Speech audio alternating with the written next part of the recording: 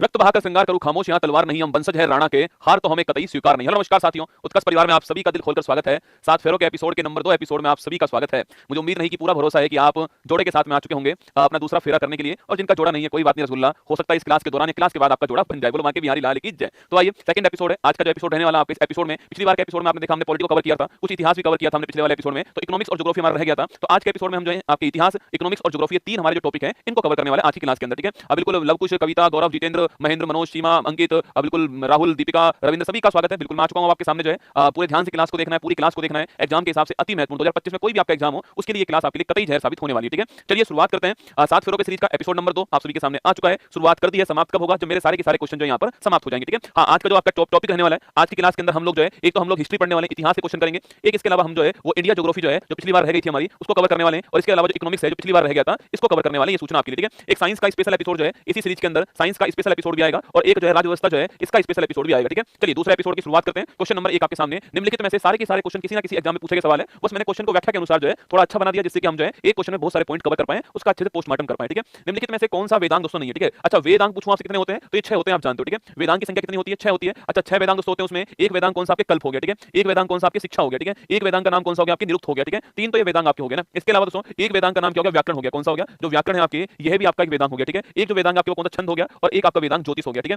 तो व्याकरण, छंद, ज्योतिष, कल्प, शिक्षा, निरुक्त जो है ये 6 वेदांग होते हैं। तो हमारा आंसर क्या है? पूर्व मीमांसा। इसका जिक्र भी आगे होने वाला है, तो हमारा आंसर ऑप्शन नंबर डी जो है पूर्व मीमांसा हमारा ठीक आंसर, ठीक है। अच्छा, सवाल पूछूं आपसे, संस्कृत व्याकरण जो है इस संस्कृत व्याकरण का पहला ग्रंथ कौन सा है, ठीक है। एक सवाल आपके सामने, संस्कृत व्याकरण का पहला जो ग्रंथ है यह कौन सा है, ग्रंथ का नाम क्या है, और उस ग्रंथ को लिखने वाले कौन है, ये क्वेश्चन आपके सामने यहाँ पर, ठीक है। क्वेश्चन नंबर 2 देखिए, निम्नलिखित में से किस नदी को वैदिक काल में परुष्णी के नाम से जाना जाता है, ठीक है। रावी, शतलुज, व्यास, चिनाब, ठीक है। जो वर्तमान जो नदियां है ना, इनका वैदिक काल में इनका नाम दोस्तों अलग अलग नाम जो है वो वैदिक काल के अंदर था। आप सभी जानते हो दोस्तों, ऋग्वेद जो आपके, ऋग्वेद जो है सबसे पुराना वेद है, और इसके अंदर दोस्तों आप सभी जानते हो कि 10 जो है क्या है, इसके अंदर 10 मंडल है, ये भी आपको याद होगा, ठीक है। 10वां मंडल जो आप सभी जानते हो पुरुष सूक्त आया था, जो बाद में जोड़ा गया, जिसके अंदर 4 जो वर्ण है उसका उल्लेख किया गया, ठीक है। वो अलग क्वेश्चन के रूप में हमारे सामने है ना। तो अगर पूछूं आपसे वैदिक काल में जो रावी नदी आपके वैदिक काल के अंदर, हाँ लिखिएगा, जो संस्कृत व्याकरण है आपके, उसमें पहला ग्रंथ कौन सा आपके, जो फर्स्ट आपके ग्रंथ है वो कौन सा है? यह अष्टाध्यायी ग्रंथ है, और यह ग्रंथ लिखने वाले कौन थे? जो पाणिनि है, ये लिखने वाले आपको ध्यान रखना है, ठीक है। अच्छा, रावी नदी का नाम पूछूं आपसे, रावी नदी का नाम करेंगे आपके, रावी को हम लोग परुष्णी कहते हैं, क्या बोलते हैं? परुष्णी रावी को कहते हैं। और जो लाहौर है वो लाहौर इसी नदी के किनारे पर, आपको ध्यान रखना है, ठीक है। आपको याद है 1929 के अंदर रावी नदी के तट पर लाहौर में अधिवेशन हुआ था कांग्रेस वाला, जिसके पंडित जवाहरलाल नेहरू उसके अध्यक्ष थे, और उसके बाद में 26 जनवरी 1930 को पूर्ण स्वराज दिवस बनाया गया था, ठीक है। ये आपको रावी ध्यान रखना, परुष्णी,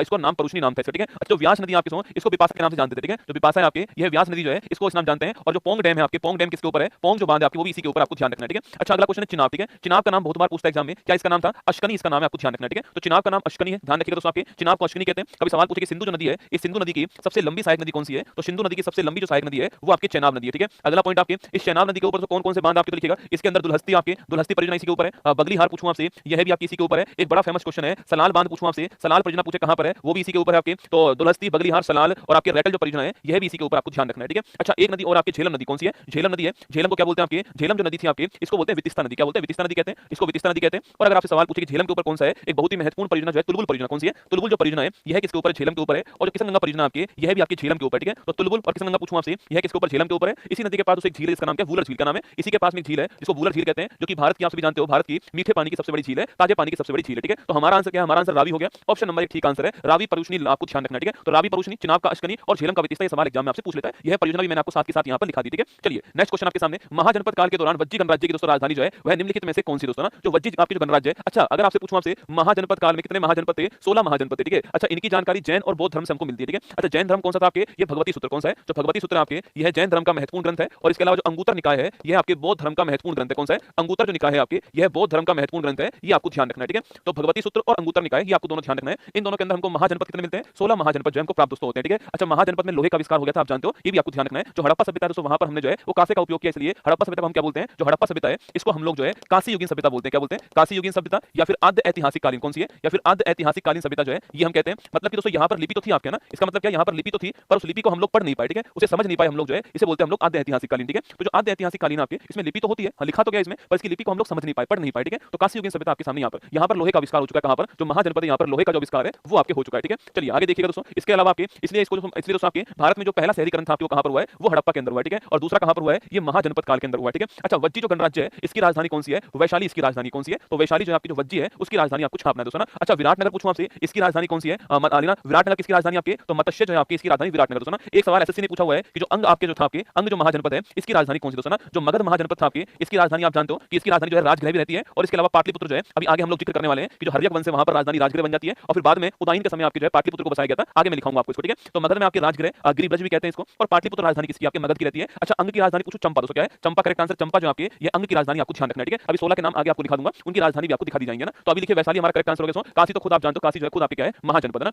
निम्न में से किसने वैशेषिक दर्शन का मूल पाठ दोस्तों लिखा है, ठीक है। तो वैशेषिक दर्शन आपके अच्छा 2 4 5 5 दर्शन आपको ध्यान रखने दोस्तों ना। कनाद, गौतम, पतंजलि, जैमिनी दोस्तों ना, ये 4 हो गए आपके। तो कनाद, गौतम, पतंजलि, जैमिनी जो है, और इसके अलावा आपके कपिल लिख लो ना, कपिल मुनि, ठीक है। तो ये 5 नाम आपको ध्यान रखने, ठीक है। इन्होंने कौन सा दर्शन दिया आपके? तो कनाद साहब ने दिया कौन सा? जो वैशेषिक दर्शन है आपके यह देने वाले कौन? आपके कनाद, ठीक है। गौतम पूछूं आपसे, न्याय दर्शन देने वाले कौन आपके? तो न्याय दर्शन देने वाले कौन? आपके गौतम है ना। पतंजलि पूछूं आपसे, योग दर्शन देने वाले कौन? पतंजलि, ठीक है। जैमिनी पूछूं आपसे, अभी मैंने पहले कहा था ना आपको मीमांसा वर्ड जो है हमारा ना, तो मीमांसा दर्शन देने वाले कौन आपके? मीमांसा दर्शन जो है हाँ एंशिएंट भी है इसके अंदर, मिडाइवल भी, और आपके कौन सी आपके इसमें मॉडर्न हिस्ट्री, तीनों आपके मैंने काउंटिंग की है, ठीक है। तो मीमांसा दर्शन देने वाले कौन? आपके जैमिनी, आपको ध्यान रखना है, ठीक है। और कपिल मुनि पूछूं आपसे, सांख्य दर्शन देने वाले कौन है? कपिल मुनि सवाल पूछ रहा है। वैशेषिक किसने दिया आपके? कनाद ऑप्शन नंबर 1 ध्यान रखना, ये देने वाले। तो कनाद, वैशेषिक, गौतम न्याय दर्शन, पतंजलि योग, जैमिनी मीमांसा दर्शन, और कपिल मुनि सांख्य दर्शन आपको ध्यान रखना है, ठीक है। चलिए नेक्स्ट क्वेश्चन की ओर बढ़ते हैं। चालुक्य वंश का संस्थापक कौन था? ठीक है। कुडफिसस था, विजयालय था, दंतीदुर्ग था, और पुलकेशिन प्रथम था, ठीक है। ऐसा करते 4-5 नाम और साथ में दोस्तों नोट करते हैं, ठीक है। लिखिएगा हर्यक वंश जो आपके इसका दोस्तों कौन, ठीक है। इसके अलावा लिखिए आप यहाँ पर जो हर्यक वंश है इस हर्यक वंश के संस्थापक कौन थे, ठीक है। इसके अलावा जो मामलुक वंश है, मामलुक जो वंश है इसके संस्थापक कौन थे, यह सवाल भी आपसे पूछ सकता है, ठीक है। मामलुक जो वंश आपके इसके संस्थापक कौन, ठीक है। इसके अलावा जो सातवाहन वंश है इस सातवाहन वंश के संस्थापक कौन, ठीक है। इसके अलावा जो गुप्त वंश है इस गुप्त वंश के संस्थापक कौन थे, यह सवाल पूछ सकता है, ठीक है। इसके अलावा दोस्तों आपके गुप्त वंश के अलावा एक और लिख दीजिए आप जो है हर्यक वंश, मामलुक वंश, सातवाहन वंश, और देखो अच्छा पहले हम इसको लिख लेते हैं आपके, ठीक है। देखो जो कुडफिसस से अगर बात करूं आपसे, यह कौन सा वंश आपके? तो ये आपके कौन सा? कुषाण वंश, ठीक है। तो जो कुषाण वंश है इसके फाउंडर कौन थे? कुडफिसस थे, और इसी के फेमस शासक कौन है? कनिष्क जो है इसी के फेमस शासक है, जिनके टाइम में चौथी बौद्ध संगति हुई थी, आप जानते हो कुंडलवन कश्मीर में। कहां पर हुई थी? कुंडलवन कश्मीर में, ठीक है। अच्छा, विजयालय पूछूं आपसे, यह चोल वंश के संस्थापक किसके? चोल वंश के संस्थापक विजयालय, ठीक है। दंतीदुर्ग पूछूं आपसे, यह राष्ट्रकूट वंश, कौन सा वंश है? राष्ट्रकूट जो वंश है इसके संस्थापक कौन आपके? दंतीदुर्ग, ठीक है। पुलकेशिन प्रथम पूछूं आपसे, जो हमारा आंसर आपके वो क्या है? पुलकेशिन फर्स्ट है। चालुक्य वंश के संस्थापक कौन है? Pulakeshin first, option number D answer, ठीक है। अच्छा, हर्यक वंश पूछूं आपसे, मगध के ऊपर राज करने वाला पहला वंश है, और बिंबिसार जो है लगभग 52 साल राज किया इन्होंने आपके बिंबिसार हर्यक वंश के संस्थापक के रूप में, ठीक है। अच्छा, मामलुक वंश पूछूं आपसे, इसे बेटा गुलाम वंश कहते हैं, क्या बोलते हैं? गुलाम वंश कहते हैं, और कुतुबुद्दीन ऐबक जो है वो इसके संस्थापक थे, गुलाम वंश के, ठीक है। अच्छा, सातवाहन वंश पूछूं आपसे कौन है? सातवाहन वंश के सिमुख कौन है? सिमुख जो है ये सातवाहन वंश का आपको ध्यान रखना है, ठीक है। सातवाहन वंश के सिमुख का नाम आपको छापना है दोस्तों ना। अच्छा, गुप्त वंश पूछूं आपसे, श्रीगुप्त जो है आपके यह गुप्त वंश दोस्तों छापना आपके श्रीगुप्त आपके बिल्कुल दोस्तों। अंग की आपकी राजधानी चंपा थी दोस्तों ना, अंग अंग पे चंपी करवानी दोस्तों ना, लिखना अंग में आपके चंपी आएगी रसगुल्ला दोस्तों। अंग अंग की क्या करवानी आपके? अंग अंग की चंपी करवानी, ऐसे ध्यान रखना, ठीक है। अंग अंग की चंपी करवानी, ऐसे आप ध्यान रखना, अंग की चंपा आएगी ना, ध्यान रखिएगा, ठीक है। चलिएगा, तो हमारा आंसर पुलकेशिन फर्स्ट हो गया। तो कुडफिसस, कुषाण वंश, विजयालय चोल वंश, दंतीदुर्ग राष्ट्रकूट वंश, पुलकेशिन फर्स्ट आपके चालुक्य वंश, ध्यान रखना आपको। पल्लव वंश दोस्तों, मैंने ना एक में बोल रहा वंश और रह गया, एक पल्लव वंश भी आपको ध्यान रखना है, ठीक है। तो पल्लव वंश के कौन थे? सिंह विष्णु कौन थे? सिंह विष्णु जो है यह पल्लव वंश के संस्थापक थे दोस्तों। पल्लव वंश के 2-3 मंदिर आपके एग्जाम में खूब पूछता है, ठीक है। पल्लव वंश में तो महाबलीपुरम का जो सौर मंदिर है, तटीय जो मंदिर आपके वो सवाल पूछता है, ठीक है। एक आपने रथ मंदिर का नाम सुना होगा आपके, जो सप्त पैगोड़ा मंदिर आपके द्रौपदी रथ, युधिष्ठिर रथ जो है आपके वो भी पल्लव वंश के, ठीक है। तो 2 क्वेश्चन आप नोट कीजिए यहाँ पर। सवाल पूछो कि आपके महाबलीपुरम के तटीय जो मंदिर है, महाबलीपुरम तमिलनाडु में तटीय या फिर सौर मंदिर जो होते हैं ये किस वंश के? पल्लव वंश के, ठीक है। और एक लिखिए आप लोग दोस्तों यहाँ पर जो रथ मंदिर है आपके, रथ मंदिर है जिनको हम लोग क्या बोलते हैं, जिन्हें हम लोग जो है सप्त पैगोड़ा कहते हैं हम लोग जो है, या फिर जिसमें आप सभी जानते हो कि आपके जिसमें सबसे बड़ा रथ पूछो किसका आपके? सबसे बड़ा रथ किसका है? और छोटा भी लिख दीजिए, ठीक है। बड़ा भी लिख दीजिए और छोटा भी लिख दीजिए आप लोग जो है। तो बड़ा रथ किसका आपके? युधिष्ठिर रथ कौन सा है? युधिष्ठिर जो रथ है आपके वो बड़ा रथ है, और छोटा पूछो किसका आपके? द्रौपदी रथ जो है वो छोटा रथ है, आपको ध्यान रखना है, ठीक है। तो ये भी सवाल आपसे पूछ लेता है ना। चलिए आगे बढ़ते हैं। नेक्स्ट क्वेश्चन, निम्नलिखित मगध के राजवंशों को काल क्रमानुसार लिखिए, ठीक है। मतलब मगध पर शासन करने वाले वंश कौन-कौन से हैं? सवाल आपके सामने यहाँ पर, ठीक है। नंद, शिशुनाग, मौर्य और हर्यक दोस्तों 4 ऑप्शन है, ठीक है। याद कीजिए, इसकी एक ट्रिक आपको ध्यान रखनी है दोस्तों। आपके एक ट्रिक आप नोट कीजिए, हसना मोय मोय, कौन सा है? हसना मोय मोय, यह ट्रिक आपको ध्यान रखनी है, ठीक है। हसना मोय मोय, ठीक है। फोर कौन सा वंश हो गया? है फोर आपके सबसे पहले वंश कौन सा हुआ? हर्यक वंश आपके हो गया, ठीक है। S4 पूछूं आपसे, तो S4 आपके शिशुनाग वंश जो है ये आपके S4 हो गया, ठीक है।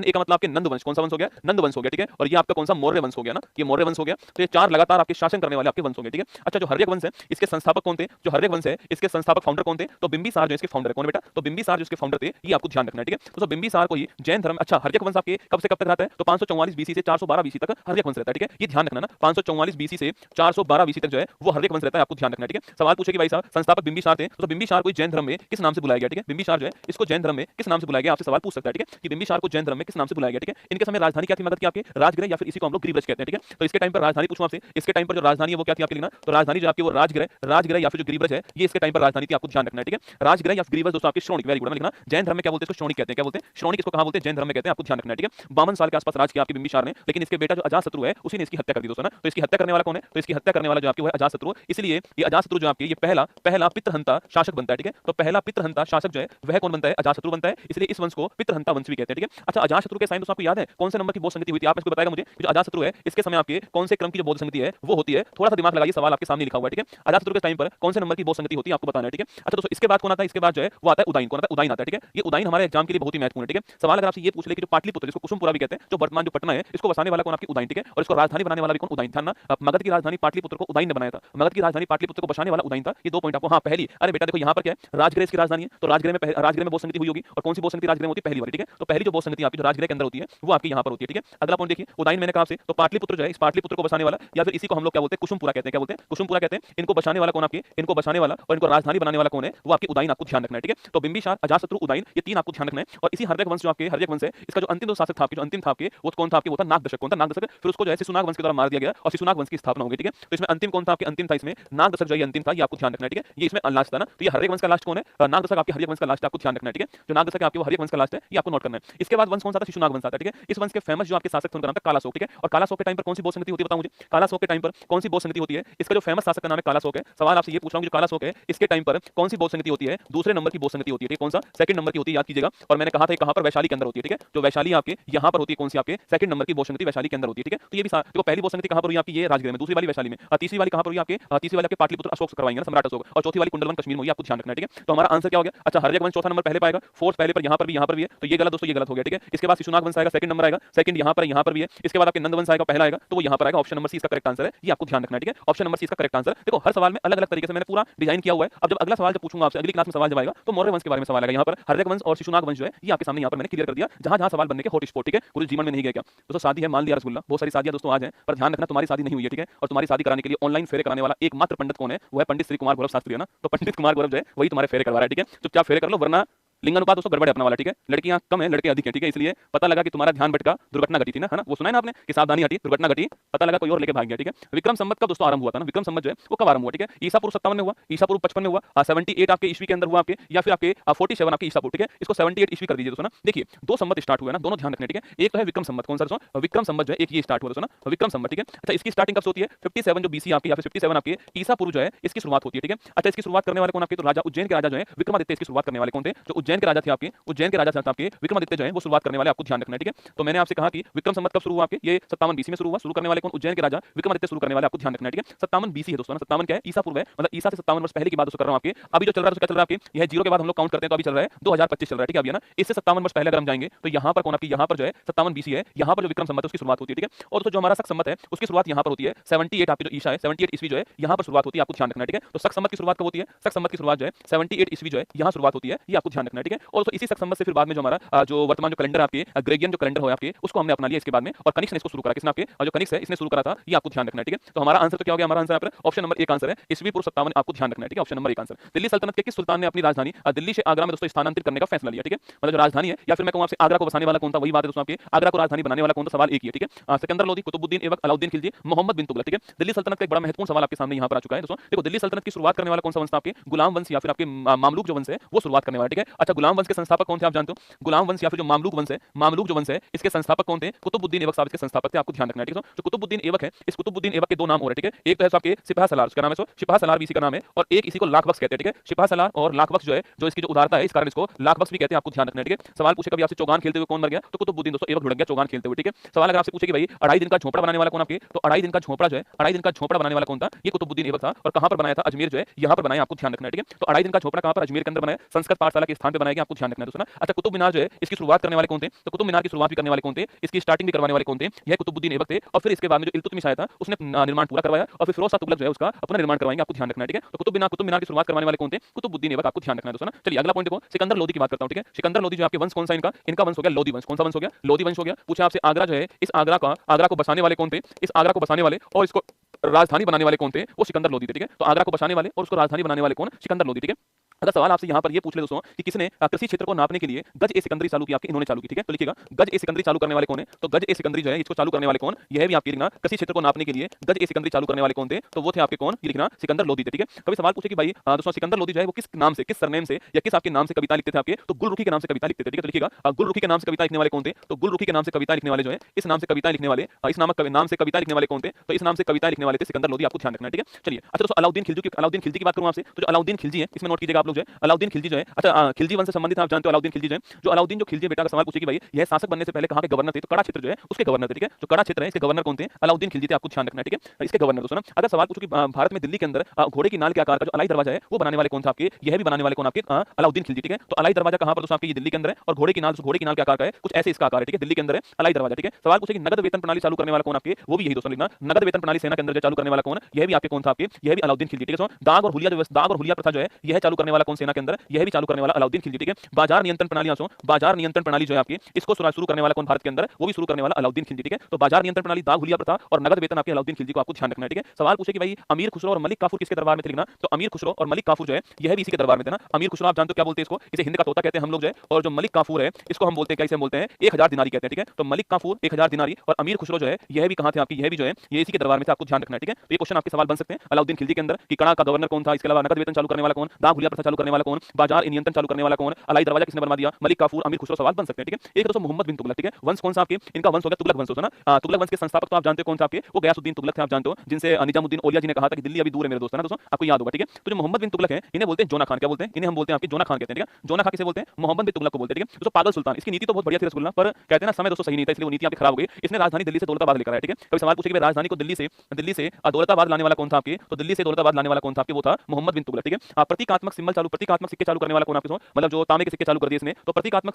मुद्रा चालू करने वाला कौन था, तो प्रतीकात्मक जो मुद्रा है यह भी चालू करने वाला कौन था आपकी, यह भी मोहम्मद बिन तुगलक, आपको ध्यान रखना है। इसी के दरबार में भी आगे लिखाऊंगा आपके कि विदेश यात्री जो इब्न बतूता है उसी के दरबार में आएंगे, आगे आपको लिखाऊंगा, ठीक है। तो अभी हमारा आंसर क्या है, सिकंदर लोदी हमारा करेक्ट आंसर। अच्छा आगरा का निर्माण कब करवाया गया, ठीक है। जो आगरा है इसको कब बसाया गया था, एक क्वेश्चन आपके लिए यहाँ पर बना दिया गया, ठीक है। तो आगरा को कब बसाया गया ये आपको बताना है ना। चलिए आगे चलिए, निम्नलिखित को मिलान कीजिए, स्तंभ 1 और स्तंभ 2 है, 4 मंदिरों के नाम लिखे हुए, बृहदेश्वर मंदिर, दिलवाड़ा मंदिर, लिंगराज मंदिर, हम्पी के स्मारक और ओडिशा, तमिलनाडु, कर्नाटक, राजस्थान। आपको बताना है कि चारों जो मंदिर आपके, इन चारों को दोस्तों आपको मैच द फॉलोइंग करना है, ठीक है। फटाफट करके बताओ मुझे, ये 4 जो मंदिर है दोस्तों आपके, ये 4 मंदिर जो है इन चारों को मिला के बताओ आप जो है कि इन चारों को दोस्तों मिला के बताओ फटाफट ना, जल्दी से बताओ इन चारों को मिलाओ फटाफट आपके, इन चारों को मिला के बताओ फटाक से, जल्दी से मिलाओ चारों को आपके यहाँ पर जो है, जल्दी से बताओ चारों को मिला के नहीं। देखिए अच्छा बृहदेश्वर मंदिर पूछो आपसे कहां पर है, ये आप जानते हो बृहदेश्वर मंदिर जो चोल वंश ने बनवाया था, ठीक है। चोल वंश में याद करो राजराज फर्स्ट ना, मैंने आपको लिखवाया था कि जो राजराज फर्स्ट है इसने बनवाया था बृहदेश्वर मंदिर, ठीक है। चोल वंश ने बनवाया था, और तमिलनाडु के अंदर कहां पर, तमिलनाडु जो है तंजावुर के अंदर बनाया गया बृहदेश्वर मंदिर, ठीक है। तमिलनाडु के तंजावुर में बृहदेश्वर मंदिर बनाया गया ना। दिलवाड़ा का जैन मंदिर पूछो आपसे, पहली बात तो जैन मंदिर है, और यह जैन मंदिर कहां पर है, यह राजस्थान के अंदर, ठीक है। राजस्थान में कहां पर आपके, राजस्थान में माउंट आबू के अंदर, कहां पर, राजस्थान में माउंट आबू के अंदर दिलवाड़ा का जैन मंदिर, ये आपको ध्यान रखना है, ठीक है। 1504 ईस्वी में, आप नोट कर लेना यहाँ पर, कभी सवाल पूछे कि आपसे भाई आगरा जो है इसकी कब स्थापना होती है, 1504 ईस्वी के अंदर आगरा की स्थापना होती है, ठीक है। चलिए नेक्स्ट क्वेश्चन, लिंगराज मंदिर पूछो कहां पर आपके, यह ओडिशा में कहां पर, भुवनेश्वर के अंदर, कहां पर है लिंगराज मंदिर जो है ओडिशा के अंदर, भुवनेश्वर के अंदर, ठीक है। अच्छा हम्पी के स्मारकों का समूह पूछूं आपसे, ये दोस्तों कहां पर आपके, कर्नाटक के अंदर, ठीक है। हम्पी स्मारक कहां पर, कर्नाटक के अंदर है। अच्छा हम्पी को राजधानी किस वंश ने बनाया था आपके, जो विजयनगर वंश था आपके, इसने राजधानी बनाया था, आप जानते हो। और विजयनगर वंश की स्थापना करने वाला कौन था, हरिहर बुक्का जो है ये संस्थापक था, इसका याद कीजिएगा। और इसी वंश में मैंने आपसे कहा था, इसका इसमें हरिहर बुक्का जो है किस वंश के थे आपके, यह तमिल वंश के थे, संगम वंश के थे, लेकिन आपके यह संगम वंश के थे, मैंने कहा था आपसे। और इसके बाद एक महत्वपूर्ण वंश कौन सा है, तुलु वंश यहाँ पर आता है, और तुलु वंश के महत्वपूर्ण शासक कौन थे, कृष्णदेवराय जो है ये महत्वपूर्ण शासक है, आपको ध्यान रखना है, ठीक है। जिनका ग्रंथ का नाम जानते हो आप लोग क्या है, आमुक्तमाल्यदा ग्रंथ का नाम है, और अष्टदिग्गज तेनाली रामकृष्ण, ऐसे जो लोग अष्टदिग्गज जो थे वो इन्हीं के दरबार में थे ना। तो आमुक्तमाल्यदा ग्रंथ पूछो आपसे, लैंग्वेज भी आप याद करो, मैंने लिखा था आपको पिछली क्लास में, तेलुगु लैंग्वेज है ना, तेलुगु भाषा में ये ग्रंथ लिखा गया था, और इस ग्रंथ को लिखने वाले कौन था आपके, इस ग्रंथ को लिखने वाले जो वो कौन आपके, वो है कृष्णदेवराय, ठीक है। और संगम वंश की शुरुआत विजयनगर में होती है, हरिहर बुक्का ने स्थापना की, और हम्पी जो है इसी की राजधानी थी। तो हमारा आंसर होगा एक का आंसर दोस्तों आपके, एक का हो गया बी, आपके एक का भी हो गया यहाँ पर है, ये गलत हो गया दोस्तों आपके, और 2 का हमारा डी हो गया, 2 का डी हो गया, ऑप्शन नंबर सी इसका करेक्ट आंसर, ठीक है। चलिए खालिस्तान का गोल गुंबद, गुंबद जो है वो मोहम्मद आदिल शाह का दोस्तों मकबरा है, ठीक है। देखो पहला सवाल तो जो गोल गुंबद है ना, ये गोल गुंबद पूछूं आपसे किसका मकबरा है, ये मोहम्मद आदिल शाह, ठीक है। वंश कौन सा है, तो आदिल शाह वंश, ठीक है। वंश कौन सा आपके, आदिल शाह वंश है, तो आदिल शाह वंश हो गया। और ये कौन से शासक है आपके, तो शासक का नाम आपके मोहम्मद आदिल शाह, ठीक है। और कहां पर, बीजापुर के अंदर। तो बड़ा फेमस क्वेश्चन है कि बीजापुर का गोल गुंबद, आपने नाम सुना होगा, बीजापुर का गोल गुंबद किसका है, ये मोहम्मद आदिल शाह का है, और आदिल शाह वंश आपको ध्यान रखना है, ऑप्शन नंबर सी इसका करेक्ट आंसर हो गया, ठीक है। चलिए नेक्स्ट क्वेश्चन है, निम्नलिखित में से किसने 4 मीनार दोस्तों बनवाई थी, ठीक है। 4 मीनार बनवाने वाले कौन, कुली कुतुब शाह थे, औरंगजेब था, कुतुबुद्दीन ऐबक या अलाउद्दीन खिलजी, ठीक है। देखिए पहली बात तो जो 4 मीनार है आपके, ये 4 मीनार कहां पर दोस्तों आपकी, 4 मीनार जो है ये हैदराबाद के अंदर, ठीक कहां पर है, हैदराबाद के अंदर है। और हैदराबाद की नदी कौन सी आपकी, मूसी नदी जो है ये हैदराबाद की, हैदराबाद जो है इस नदी के किनारे पर, आपको ध्यान रखना है दोस्तों ना। अच्छा हैदराबाद जो है यहाँ पर शासक किसका था आपके, निजाम जो है इसका शासक यहाँ पर था। और मैंने आपसे पहले भी कहा है हैदराबाद जो, लेकिन आपके इस हैदराबाद को हमने 1948 में ऑपरेशन पोलो जो है इसके द्वारा भारत में मिलाया था, आपको ध्यान रखना है, ठीक है। चलिए यहाँ पर आइए, तो 4 मीनार को दोस्तों बनाने वाले कौन था आपके, तो कुली कुतुब शाह जो है आपके 4 मीनार बनाने वाले, ये आपको ध्यान रखना है, ठीक है। हैदराबाद को अपनी राजधानी बनाने वाले भी कौन था आपके, हैदराबाद को अपनी राजधानी बनाने वाले भी कुली कुतुब शाह थे, ये आपको ध्यान रखना है, ठीक है। ये कब की बात है, ये 1591 की बात है, ठीक है। तो 1591 की बात है, कुली कुतुब शाह हमारा ठीक आंसर है, ऑप्शन नंबर 1 आप नोट कीजिए, ठीक है। अब देखिए ऑप्शन नंबर बी कौन सा आपके, ऑप्शन नंबर बी है दोस्तों औरंगजेब। अब औरंगजेब के बारे में 4-5 पॉइंट आपको ध्यान रखने दोस्तों ना। देखो औरंगजेब पहली बात तो पूछूं आपसे, इसके 2 दोस्तों अन्य नाम है, ठीक है। एक तो क्या बोलते हैं इसको, एक तो इसको जिंदा पीर कहते हैं, क्या बोलते हैं, जिंदा पीर भी किसको बोलते हैं, औरंगजेब को, ठीक है। एक आलमगीर किसको बोलते हैं आपके, तो जो आलमगीर है आपके यह भी किसको बोलते हैं, औरंगजेब को बोलते हैं, ठीक है। तो आलमगीर भी किसको बोलते हैं, औरंगजेब को ना। तो औरंगजेब को हम जिंदा पीर कहते हैं और आलमगीर कहते हैं, ठीक है। इसके अलावा दूसरा पॉइंट पूछूं आपसे औरंगजेब के बारे में, तो लिखिए आपके जो औरंगजेब है, अगर पूछे जजिया कर जो है इसको वापस समाप्त करने वाला कौन है, तो जजिया कर को वापस आपके पुनः लागू करने वाला कौन, आपके पुनः लागू करने वाला कौन था, आपकी यही था, ठीक है। तो एक बार आपके अकबर ने जजिया कर को समाप्त कर दिया था, ठीक है, पर अकबर के बाद जब वापस औरंगजेब आया तो उसने वापस जजिया कर आपकी स्टार्ट कर दिया, ठीक है। रीस्टार्ट करने वाला कौन हो गया, औरंगजेब हो गया। तो सुना लिखना, शरीयत या फिर जो इस्लाम धर्म है इसको लागू करने वाला कौन, आपके शरीयत या फिर इस्लाम धर्म के अनुसार चलेगा शासन, आपके कहने वाला कौन था, दोस्तों ये आपके औरंगजेब था, ठीक है। अच्छा, बीबी का मकबरा बनाने वाला कौन था, आपके जो बीबी का मकबरा है आपके इसको बनाने वाला कौन था, औरंगजेब था। और ये कहां पर है, ये आपके महाराष्ट्र के औरंगाबाद में। आप सभी जानते हो कि औरंगाबाद का नया नाम क्या हो चुका है, छत्रपति संभाजी नगर हो चुका है, आप सभी जानते हो। तो यहाँ पर, ठीक है, इसी को दोस्तों क्या बोलते हैं, इसी को आपके ताजमहल की भद्दी नकल कहते हैं, आप जानते हो ताजमहल की फुअर या भद्दी नकल कहते हैं बीबी का मकबरा को। कभी कभी सवाल पूछता है कि बीबी का मकबरा किसके लिए बनवाया, ठीक है, अपनी बीबी के लिए बनवाया, उनका नाम क्या है, रफिया उल दुरानी, ठीक है। तो कभी सवाल पूछे कि रफिया उल दुरानी का मकबरा कहां पर है, रफिया उल दुरानी जो है इनका मकबरा कहां पर, आपको लिखना इनका जो मकबरा है आपकी वो भी कहां पर, आपकी बीबी का मकबरा है, इन्हीं का मकबरा है, ठीक है, ध्यान रखना दोस्तों ना। अच्छा, अगला क्वेश्चन आपके दिल्ली का जो लाल किला है, इस दिल्ली के लाल किले में मोती मस्जिद, बहुत ही महत्वपूर्ण क्वेश्चन है, दिल्ली के लाल किले में मोती मस्जिद बनाने वाला कौन था, तो दिल्ली के लाल किले में जो मोती मस्जिद है इसको बनाने वाला कौन, आपके इसको बनाने वाला छापना वो भी आपके कौन था, औरंगजेब, ठीक है। तो दिल्ली के लाल किले में, दिल्ली के आगरा में दोस्तों, दिल्ली के लाल किले में जो मोती मस्जिद है इसको बनाने वाला कौन है, औरंगजेब। इसको ध्यान रखना, मैं दिल्ली के लाल किले की मोती मस्जिद की बात कर रहा हूं, ठीक है, बनाने वाला कौन, आपके ये औरंगजेब, ठीक है। गुरु तेग बहादुर की हत्या करने वाला कौन था, आपका औरंगजेब, लिखना एक पॉइंट और लिखिए, गुरु तेग बहादुर की हत्या करने वाला कौन, आपके गुरु तेग बहादुर जो है इसकी हत्या करने वाला कौन है, इनकी हत्या करने वाला भी कौन था, आपके ये औरंगजेब था। ऑप्शन नंबर भी आपको ध्यान रखना, ठीक है। जितने भी क्वेश्चन औरंगजेब के अंदर बन सकते थे आपको मैंने यहाँ पर उसको लिखा दिया, ठीक है। और 1707 ईस्वी में क्या होता है, 1707 ईस्वी के अंदर जो है इसका निधन हो गया, किसका, औरंगजेब का। और औरंगजेब के निधन के साथ में जो मुगल सम्राट है, मुगल साम्राज्य जो है उसका पतन होना आपके शुरू हो गया, ठीक है। तो सारे क्वेश्चन आपके एग्जाम के लिए महत्वपूर्ण बनेंगे। ऑप्शन नंबर 1 कुलु कुतुब से आपको ध्यान रखना है, ठीक है। दिल्ली सल्तनत काल में तबकात ए नासिरी की रचना किसने की दोस्तों ना, तो जो दिल्ली सल्तनत काल था उसमें तबकात ए नासिरी जो पुस्तक उसकी रचना करने वाला कौन, ठीक है, हसन निजामी, अमीर खुसरो, मिनहाज उल सिराज और अल बरूनी, ठीक है। देखो इन चारों में से आप दो के नाम तो जानते होंगे, ठीक है, तो अल बरूनी का और एक अमीर खुसरो का, ठीक है। अच्छा, अमीर खुसरो की पुस्तक का नाम क्या है आपके, अरे याद करो भाई, अमीर खुसरो का बुक का नाम क्या है आपके, तो लिखिए आशिका, कौन सी है, आशिका पुस्तक किसकी है, अमीर खुसरो की, ठीक है। खजाइन अल फतू पूछूं आपसे, खजाइन अल फतू जो है किसकी आपके, यह भी इसी की है, ठीक है। और तुगलकनामा पूछूं आपसे, यह किसकी लिखना आपके, तो तुगलकनामा भी इसी की है ना, तुगलकनामा किसकी है, तुगलकनामा जो है वो भी इसी की, आपको ध्यान रखना है, ठीक है। तुगलकनामा भी इन्हीं की आपको नोट करना है, ठीक है। एक सवाल आपसे पूछे यहाँ पर कि नूह सिपियर किसकी, आपके तो नूह सिपियर भी अमीर खुसरो की आपको नोट करना है, ठीक है। तो चार बुक है, नूह सिपियर, तुगलकनामा, खजाइन अल फतू और आशिका, ठीक है। अच्छा दोस्तों, अल बरूनी की पूछूं आपसे, अल बरूनी की पुस्तक का नाम क्या है, किताब उल हिंद, कौन सी है, किताब उल हिंद। इसी का एक नाम और है तहकीक हिंद, क्या है, तहकीक हिंद जो है इसी का नाम है, ठीक है। तो किताब उल हिंद और तहकीक हिंद जो है यह किसकी पुस्तक है आपकी, यह अल बरूनी की पुस्तक है, कौन सी है, किताब उल हिंद और तहकीक हिंद, अल बरूनी की पुस्तक का नाम आपको ध्यान रखना है, ठीक है। अच्छा दोस्तों, हसन निजामी पूछूं आपसे, इनकी पुस्तक का नाम क्या है, हसन निजामी का आपके, तो ताज उल आपके माशिर जो है इनकी पुस्तक का नाम है, ठीक है, लिखिएगा ताज उल माशिर जो है, ताज उल माशिर ये किसकी पुस्तक है, ये हसन निजामी की पुस्तक है, आपको ध्यान रखना है, ठीक है। और मिनहाज उस सिराज की पुस्तक का नाम क्या है, ये आपकी बुक का नाम है तबकात ए नासिरी, कौन सी, तबकात ए नासिरी, मिनहाज उल सिराज की पुस्तक है। और हसन निजामी की पुस्तक का नाम ताज उल नासिर है। और अल बरूनी की किताब उल हिंद या फिर तहकीक हिंद है। अल बरूनी किसके साथ दोस्तों भारत आया था आपके, अल बरूनी पूछूं आपसे, ये किसके साथ भारत आया था, रसगुल्ला थोड़ा फास्ट चलना पड़ेगा, ठीक है, क्योंकि कंटेंट बहुत सारा है। देखिए आप एक क्वेश्चन में आपको 10 क्वेश्चन पढ़ा रहा हूं, ठीक है। एक क्वेश्चन में कम से कम आज की क्लास में 500 से ऊपर फैक्ट आपको मैं लिखाने वाला हूं एक क्लास के अंदर, ठीक है। एक क्लास में 500 फैक्ट मैं आपको लिखाऊंगा और सारे के सारे फैक्ट, मतलब ऐसा नहीं कोई भी फैक्ट आपके एग्जाम में नहीं पूछा गया वो कह रहा हूं, ठीक है। मैं मतलब मैंने क्वेश्चन तो एक बनाया बेटा, पर एक क्वेश्चन में मैंने 10-12 क्वेश्चन जो प्रीवियस ईयर पूछे गए उनको शामिल करने का प्रयास यहां पर किया आपके लिए, ठीक है। तो बस आपको पूरे ध्यान से क्लास को देखना है। ये मैं डेली क्लास तो लेता नहीं हूं, आपको समस्या आएगी आपको, मैं एक क्लास 4-5 दिन में लेता हूं, तो इसलिए आप आराम से जो है 2-3 बार क्लास देख लिया करो अगली क्लास आने से पहले, ठीक है। ये 7 फेरों की सीरीज आपके जीके जीएस के लिए ताबूत में अंतिम कील के समान होगी, ये मेरा वादा रहा, ठीक है। मैंने पूछा अल बरूनी किसके साथ भारत आता है, जो महमूद गजनवी आपके, इस महमूद गजनवी के साथ में कहा था भारत आता है। अभी मैं आगे लिखूंगा कौन कौन भारत आया, ठीक है। तो इसके साथ भारत आता है ना। चलिए, असम के अहोम साम्राज्य और मुगलों के बीच हुई सराय घाट की लड़ाई दोस्तों किस वर्ष हुई थी, ठीक है। ये सवाल मैंने इस साल आपके लिए इसलिए तैयार किया यहाँ पर, क्योंकि आप जानते हो कि अभी कुछ दिनों पहले असम के जोरहाट में एक मूर्ति स्थापित होती है और वो मूर्ति थी आपके लचित बोरफुकन, जो कि अहोम राजवंश के एक बड़े महान सेनापति दोस्तों ना। वही सेनापति ने सराय घाट की लड़ाई के अंदर अहोम राजवंश को जिताया था मुगलों के खिलाफ, ठीक है। तो सराय घाट की लड़ाई पहली बात तो किसके बीच में होती है, ये सराय घाट की लड़ाई है ये किसके बीच होती है, अहोम साम्राज्य और मुगलों के बीच में होती है, ठीक है। तो कहां पर होती है आपकी ये लड़ाई जो है, जो ब्रह्मपुत्र नदी है आपकी, इस ब्रह्मपुत्र नदी के तट पर गुवाहाटी के पास में होती है, ठीक है, यहाँ पर होती है ना। और इस युद्ध में कौन शामिल होते हैं आपके, लचित बोरफुकन, आपको नाम ध्यान रखना है, ठीक है। लचित बोरफुकन का नाम लिख लीजिएगा। और इनकी प्रतिमा कहां पर स्थापित हुई है, जोरहाट में हुई है। और इसको बोलते हैं स्टैच्यू ऑफ वेल्लोर, क्या बोलते हैं, स्टैच्यू ऑफ वेल्लोर कहते हैं, आपको ध्यान रखना है, ठीक है। इसे स्टैच्यू ऑफ वेल्लोर कहते हैं, ये भी सवाल आपसे पूछ सकता है ना, स्टैच्यू ऑफ वेल्लोर, ठीक है। चलिए, अच्छा, सराय घाट की लड़ाई कब होती है, 1671 में होती है, ठीक है। 1671 में होती है। बस आपसे इतना पूछे कब होती है या फिर किसके बीच में होती है, सवाल यही फंसता है, ठीक है। तो असम अहोम राजवंश और मुगलों के बीच में होती है, ठीक है। और ब्रह्मपुत्र नदी के तट पर आपके लचित बोरफुकन भाग लेते हैं और 1671 के अंदर होती है, ठीक है। अच्छा, तो ऑप्शन नंबर भी है 1191, याद कीजिए। तराइन का पहला वॉर कब होता है, तराइन का जो पहला वॉर था आपके उसी में होता है। और मोहम्मद गोरी आपके हारता है, कौन है, मोहम्मद गोरी हारता है, आपको ध्यान रखना है, ठीक है। मोहम्मद गोरी दोस्तों इसमें हारता है, ये आपको नोट करना है। अगला वॉर 1192 के अंदर मोहम्मद गोरी जीतता है, ठीक है। कुतुबुद्दीन ऐबक बेटा महमूद गजनवी के साथ नहीं आया ना, वो इसके साथ में आया था, ठीक है। इस मोहम्मद गोरी का गुलाम कौन था, कुतुबुद्दीन ऐबक, इसलिए जिस वंश की उसने स्थापना करी उस वंश का नाम क्या है, गुलाम वंश, ठीक है, ध्यान रखना ना। अच्छा, ऑप्शन नंबर सी है 1526 पूछूं आपसे, इस समय पानीपत का पहला युद्ध हुआ, कौन सा हुआ था, पानीपत का जो पहला वॉर आपके इस समय हुआ था। और आप जानते हो किसके बीच हुआ था, आपके मुगल सम्राट बाबर वर्सेज आपके जो है, मुगल सम्राट बाबर वर्सेज इब्राहिम लोदी जो है, ये पानीपत का पहला युद्ध हुआ था, ठीक है। तो मुगल सम्राट बाबर और इब्राहिम लोदी जो है इनके बीच में पानीपत का पहला वॉर हुआ 1526 के अंदर, ठीक है। और 261 ईसा पूर्व पूछूं आपसे दोस्तों, याद करो। अरे इस समय कौन सा होता है, इस समय आपके कलिंग का युद्ध होता है, कौन सा होता है, जो कलिंग का युद्ध है आपके वो इस समय हुआ था, आपको ध्यान रखना, ठीक है। अच्छा, तो कलिंग का युद्ध है आप जानते हो, जो कलिंग का युद्ध है, मैंने अगर पूछूं आपसे कलिंग दोस्तों कहां पर आपके ओडिशा, ठीक है, वर्तमान जो ओडिशा है उसी को कलिंग कहते हैं, ठीक है। जो वर्तमान ओडिशा है इसी को कलिंग कहते हैं, आपको ध्यान रखना, ठीक है। और इस युद्ध दोस्तों आपके इस युद्ध में सम्राट अशोक ने नरसंहार किया, ठीक है। और उसके बाद में धम्मचक्र की नीति को अपना लिया। अंतिम युद्ध किसका था, सम्राट अशोक का, ठीक है। तो इसमें नरसंहार किसने आपके सम्राट अशोक ने किया था। और लिखिएगा ये सम्राट अशोक का अंतिम युद्ध था। इसके बाद में उसने धम्मचक्र की जो नीति आपकी इसको अपना लिया और नरसंहार अहिंसा जो छोड़ दी उसने, धम्मचक्र की नीति को उसने अपनाया। आपको ध्यान रखना है, ठीक है। और यह बात उसके शिलालेख नंबर 13 जो है उसके अंदर उसने उल्लेख किया, आपको नोट करना है, ठीक है। शिलालेख नंबर 13 में इसका उल्लेख किया है। अच्छा, सम्राट अशोक तो मौर्य वंश की ओर से थे, ठीक है। सवाल पूछे आपसे कि इसमें कलिंग में उस समय राजा कौन थे, ठीक है। सवाल बन सकता है कि उस समय कलिंग में राजा कौन थे ना, जिस समय युद्ध हुआ था आपके उस समय कलिंग के अंदर जो है वह राजा कौन थे, यह क्वेश्चन आपके सामने कि कलिंग का राजा कौन था ये पूछ सकता है आपसे, ठीक है। और 13वां शिलालेख जो है वहां पर आपके इसका जिक्र किया है। 14वीं शताब्दी में मोरक्को का यात्री इब्ने बतूता किसके शासनकाल में भारत आता है। दोस्तों ना, इब्ने बतूता कहां से आया, मोरक्को से। दोस्तों आप जानते हो दोस्तों मोरक्को वही है जहां से आपके हाय गर्मी नूरा फतेह आई रसगुल्ला ना। हाँ, कभी सवाल पूछे कि नूरा फतेह जो विदेशी यात्री है वो भारत किस देश से आई, तो ध्यान रखना मोरक्को से आई, ठीक है दोस्तों। कभी कभी हाय गर्मी लिखा जा सकता है ना, हाय गर्मी जो स्लोगन है वो किस आपके विदेशी यात्री का है, ठीक है। तो दोनों बातें आपको ध्यान रखनी है ना। हाँ दोस्तों लिखिएगा, हाँ राजा अनंत पद्म नाम, दोस्तों आपके कौन थे, राजा कौन था आपके अनंत अनंत पद्म नाभन जो है आपके ये राजा थे, आपको ध्यान रखना है, ठीक है। ये राजा थे ना, खारवेल नहीं था रसगुल्ला, ठीक है। खारवेल तो कलिंग के महान सम्राट हुए खारवेल, ठीक है, पर इस समय खारवेल नहीं था ना। 14वीं शताब्दी में मोरक्को का यात्री इब्ने बतूता पूछूं आपसे, चलो 4-5 दोस्तों नाम आप लिख लो मेरे साथ, ठीक है। देखो पहली बात तो हवेन सांग कहां से आता है, ठीक है। ये तो यात्रियों का राजकुमार लिखना पड़ेगा इसको, हवेन सांग कहां से आया, ठीक है। इब्ने बतूता पूछूं आपसे ये दोस्तों कहां से आता है, किसके दरबार में आता है, ठीक है। अगला पॉइंट पूछूं आपसे अल बरूनी किसके साथ आया, मैंने आपको अभी बताया था अल बरूनी किसके साथ दोस्तों आता है, ठीक है। नंबर 4 पॉइंट लिखिए आप लोग जो है, नंबर 4 पॉइंट पूछूं आपसे मार्को पोलो कौन आपके, मार्को पोलो कहां से आता है किसके दरबार में आता है, ठीक है। मार्को पोलो कहां से आया किसके दरबार, दोस्तों ना बारबोसा जो है ये कहां से आया था और किसके दरबार में आया, ठीक है। जो बारबोसा है वो कहां से आता है किसके दरबार में, मेगास्थनीज जो है मेगास्थनीज कहां से आया था और किसके दरबार में आया, ठीक है। जो मेगास्थनीज है वो कहां से आया और किसके दरबार में, ठीक है। निकोलस कॉन्टी कहां से आता है, निकोलस कॉन्टी कहां से आता है किसके दरबार में आता है, ठीक है। आप चाहो तो इनको अलग अलग पढ़ लो, आप चाहो तो एक साथ इनका निपटारा कर दो, ठीक है। चलो मैं एक साथ ही कर रहा हूं ना।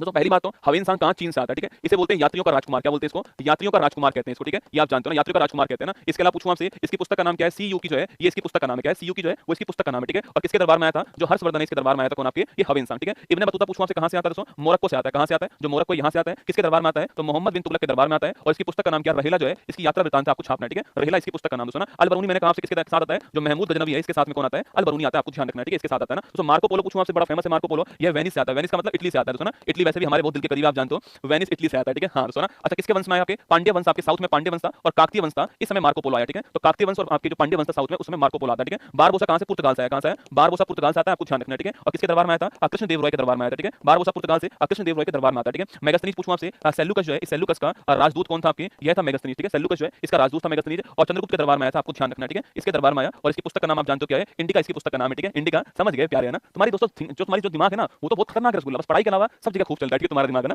तो मेगास्थनीज इंडिका आपको ध्यान रखना है, ठीक है। एक लास्ट निकोलस कॉन्टी दोस्तों कहां से आता है, यह भी आपकी इटली से आता है, ठीक है। निकोलस कॉन्टी भी इटली से आता है और विजयनगर साम्राज्य के अंदर आता है, कब आता है जो विजयनगर साम्राज्य इसके अंदर आता है निकोलस कॉन्टी, ठीक है। तो 7 नाम मैंने आपको लिखा दिए, हमारा आंसर मोहम्मद बिन तुगलक हमारा आंसर हो गया, ऑप्शन नंबर 1 करेक्ट आंसर, आपको ध्यान रखना है, ठीक है। चलिए नेक्स्ट क्वेश्चन, निम्नलिखित में से कौन सा युग में मराठाओं की कराधान प्रणाली से संबंधित दोस्तों है, ठीक है। जो मराठे आपके वो जो कर लेते थे टैक्स लेते थे कौन सी प्रथा थी ना, चौथ सरदेशमुखी, पावोस सिजदा, सुमंत पेशवा, इक्का जागीर। सवाल देखो कितना बढ़िया सवाल बनाया मैंने, सारे के सारे ऑप्शन अपने आप में एग्जाम के लिए महत्वपूर्ण है, ठीक है। चौथ सरदेशमुखी पूछूं आपसे दोस्तों, चौथ सरदेशमुखी जो आपके ये मेलोनी का नाम कोई नहीं लेगा रसगुल्ला ना, हाँ मेलोनी खाओ खुद जान जाओ, ठीक है। अच्छा चौथ की बात करूं आपसे, चौथ का मतलब आपके 1/4 क्या है, अरे चौथ का मतलब 1/4 या फिर 25%, ठीक है। और सरदेशमुखी जो थी आपकी ये कितना आपके ये होती है आपके 10%, ठीक है 10%, ठीक है। जो कि आप जानते हो किसको मिलती है, जो कि आपके छत्रपति जो भी होते थे आपके उनको मिलती थी और जो राजा जो होते थे आपके उनके अंदर चौथ जो है आपके वो मिलता था, ठीक है। चौथ सरदेशमुखी मराठा लोग आपके मराठा साम्राज्य के लोग जो लेते थे आपके टैक्स के रूप में दोस्तों ना। ये अपने आसपास के जो पड़ोसी आपके जो राज्य थे उनसे लेते थे और बोलते थे कि हम आपकी रक्षा करेंगे विदेशियों से, आपके आपके दुश्मनों से आपकी रक्षा करेंगे, इस एवज में हम आपसे चौथ और सरदेशमुखी ले रहे हैं, ठीक है। तो ऑप्शन नंबर 1 ये पावोस सिजदा आपके झुक कर रहना आपके दरबार के अंदर, ये बलबन ने शुरू करा दोस्तों, किसने आपने जो बलबन था आपके इसने पावोस सिजदा शुरू करा था आपके कि झुक कर रहना दरबार के अंदर, वही दोस्तों पैर चूमना, ये बलबन है, ठीक है। लाल महल बनवाने वाला कौन था, बलबन, ठीक है। लाल महल बनवाने वाला बलबन था ना। सुमंत पेशवा दोस्तों ये भी जो मराठा जो थे आपके छत्रपति शिवाजी महाराज जो है उनके समय क्या थे आपके उनके दरबार में अष्टप्रधान थे, कौन थे अष्टप्रधान थे। और इस अष्टप्रधान में जो प्रधानमंत्री थे आपके उनका नाम पेशवा था और जो आपके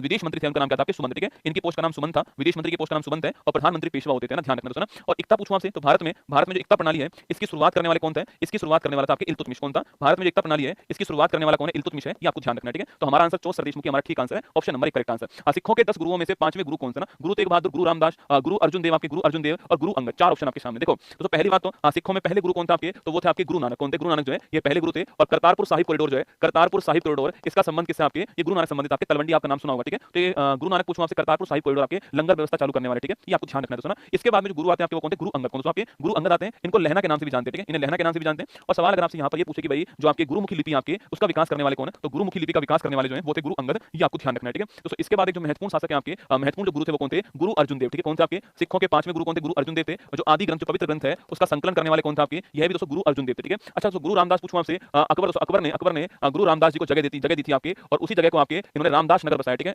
इसी रामदास नगर को भविष्य में क्या कहा गया, अमृतसर कहा जाता है, ठीक है। और दोस्तों यहाँ पर आप जानते हो हरमिंदर साहिब जी का मंदिर कौन सा है, हरमिंदर साहिब जी का मंदिर है। और इसी मंदिर पे गोल्ड छड़वाने वाले कौन थे, वो थे आपके महाराजा रणजीत सिंह जो है वो गोल्ड छड़वाने वाले। और मैंने आपसे कहा है कि इस कारण जो इस मंदिर को गोल्डन टेंपल कहते हैं, क्या बोलते हैं, स्वर्ण मंदिर कहते हैं, आप जानते हो, ठीक है। तो गोल्डन टेंपल स्वर्ण मंदिर कहते हैं, आपको नोट करना है ना। कोई सवाल पूछे अच्छा इसकी नींव रखने वाले कौन थे, इस मंदिर की नींव रखने वाले कौन थे, यह क्वेश्चन आपसे दोस्तों ना। अच्छा अंतिम गुरु कौन थे बेटा, तो अंतिम गुरु थे गुरु गोविंद सिंह, ठीक है। इसके बाद जो गुरु ग्रंथ, पवित्र जो ग्रंथ है, उन्हीं को आपके गुरु बनाया गया, ठीक है। तो गुरु गोविंद सिंह आपके अंतिम गुरु थे, आपको ध्यान रखना है, ठीक है। गुरु गोविंद सिंह आपके अंतिम गुरु थे, 10वें नंबर के गुरु थे, और इन्होंने जो है खालसा पंथ की स्थापना की थी, आप याद कीजिए, ठीक है। जो खालसा पंथ है, बैसाखी वाले दिन आपके 1699 के अंदर जो है खालसा पंथ की स्थापना की किसने? गुरु गोविंद सिंह, ठीक है। ये आपको ध्यान रखना है दोस्तों ना, बिल्कुल। मियां मीर किसने की थी? तो मियां मीर जो है, ये मियां मीर ने नींव किसकी रखी आपके? ये हरमिंदर साहिब मंदिर की नींव रखने वाले। अरे गोल्ड छड़वाया था किसने? महाराजा ने तो गोल्ड छड़वाया था। मंदिर तो पहले ही बन गया बेटा, मंदिर तो दोस्तों इनके टाइम पे बन गया था ना, इनके टाइम पर जमीन इनके टाइम पर मिली, मंदिर इनके टाइम पर बना, गुरु अर्जुन देव के टाइम पर, और फिर बाद में गोल्ड उसके ऊपर बनवाया गया, छड़वाया गया, ठीक है। रणजीत सिंह के टाइम पर छड़वाया गया ना। रणजीत सिंह पूछता सवाल कि किस मिसल के थे ना, 12वां मिसल थी ना, उसमें सुकर चक्के जो मिसल आपके, उसके रणजीत सिंह, आप ध्यान रखना, ठीक है। अच्छा दोस्तों, जो गुरु गोविंद सिंह इनके दो पुत्र को नाम आप नोट कीजिएगा। एक तो थे आपके जोरावर सिंह, और आपके जोरावर सिंह जिनके पुत्र थे फतेह सिंह और जोरावर सिंह। आप जानते होंगे कि जोरावर सिंह और जो आपके फतेह सिंह जो इनके पुत्र थे दोस्तों, इनको जिंदा आपके जमीन में,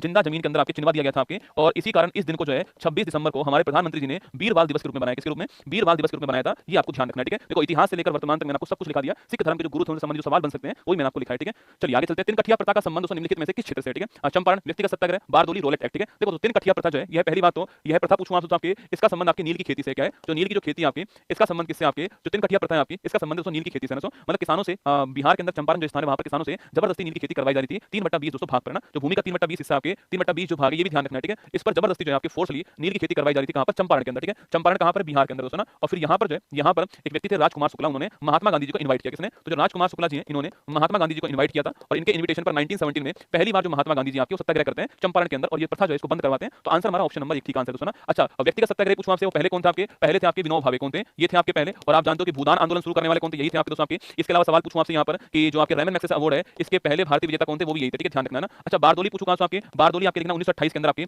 बारदोली सत्याग्रह होता है, और सरदार वल्लभ भाई पटेल नेतृत्व करते हैं, और उन्हें सरदार की उपाधि जो आपकी महिलाएं जो है वो यहीं पर देती हैं, ठीक है। और रोलेट एक्ट पूछूं आपसे 1919 का रोलेट एक्ट ध्यान रखना, और इसी को ना अपील ना दलील ना वकील का कानून, ठीक है। ना अपील ना दलील और ना वकील, ठीक है। ना अपील ना दलील और ना वकील जो है इसका कानून कहते हैं, आपको ध्यान रखना है, ठीक है। रोलेट एक्ट आपको नोट करना है। 1929 में लाहौर अधिवेशन में आपने सरदार वल्लभ भाई पटेल, नहीं दोस्तों आपके 1929 में लाहौर अधिवेशन में पंडित जवाहरलाल नेहरू थे। ये तो आप जानते हो, गलती से बाई मिस्टेक हो सकता है, सरदार वल्लभ भाई पटेल निकल गया होगा, और सरदार वल्लभ भाई पटेल तो 1931 में कराची अधिवेशन के अंदर अध्यक्ष थे ना। तो हमारा आंसर चंपारण हो गया, ऑप्शन नंबर 1 आंसर, ठीक है। निम्नलिखित में से किसे वर्ष 1938 में भारतीय राष्ट्रीय कांग्रेस के अध्यक्ष के रूप में चुना गया दोस्तों ना? देखो व्योमेश चंद्र बनर्जी, डॉक्टर राजेंद्र प्रसाद, सुभाष चंद्र बोस, जीएल नेहरू। ये 1938 वाला महत्वपूर्ण अधिवेशन आप जानते हो, ठीक है। 1938 में अधिवेशन कहां पर होता है? हरिपुरा में। कहां पर होता है? हरिपुरा के अंदर होता है, ठीक है। और इस हरिपुरा अधिवेशन के अध्यक्ष कौन थे? सुभाष चंद्र बोस जो है वो इसके अध्यक्ष थे। ऑप्शन नंबर सी आपका ठीक आंसर दोस्तों ना। इसके बाद अधिवेशन आपके 1939 में कहां पर होता है? त्रिपुरी में होता है। कहां पर होता है? त्रिपुरी अधिवेशन होता है, ठीक है। और इस त्रिपुरी अधिवेशन के अंदर जो है एक तरफ सुभाष चंद्र बोस चुनाव लड़ते हैं, और एक तरफ महात्मा गांधी जी की ओर से पट्टाभी सीताराम मैया चुनाव लड़ते हैं, ठीक है। एक तरफ तो सुभाष चंद्र बोस ने चुनाव लड़ा आपके, और एक और आपके पट्टाभी सीताराम मैया, जिनके पास सपोर्ट किसका था आपके? जिनके पास सपोर्ट जो है वो महात्मा गांधी जी किसका था आपके? महात्मा जो गांधी जी आपके इनका सपोर्ट था। और कमाल दोस्तों यहाँ पर ये हुआ कि ये जीत गया ना, यह जीत गए इसके अंदर, और यह आपके हार गए दोस्तों ना। इस बात से महात्मा गांधी जी खफा हो गए, और फिर इसको देखते हुए सुभाष चंद्र बोस ने अपने पद से इस्तीफा दे दिया। और फिर जो त्रिपुरी अधिवेशन है इसका जो अध्यक्ष है उसके बाद में वो किसको बनाया गया? डॉक्टर राजेंद्र प्रसाद जो है इनको बनाया गया, आपको ध्यान रखना है, ठीक है।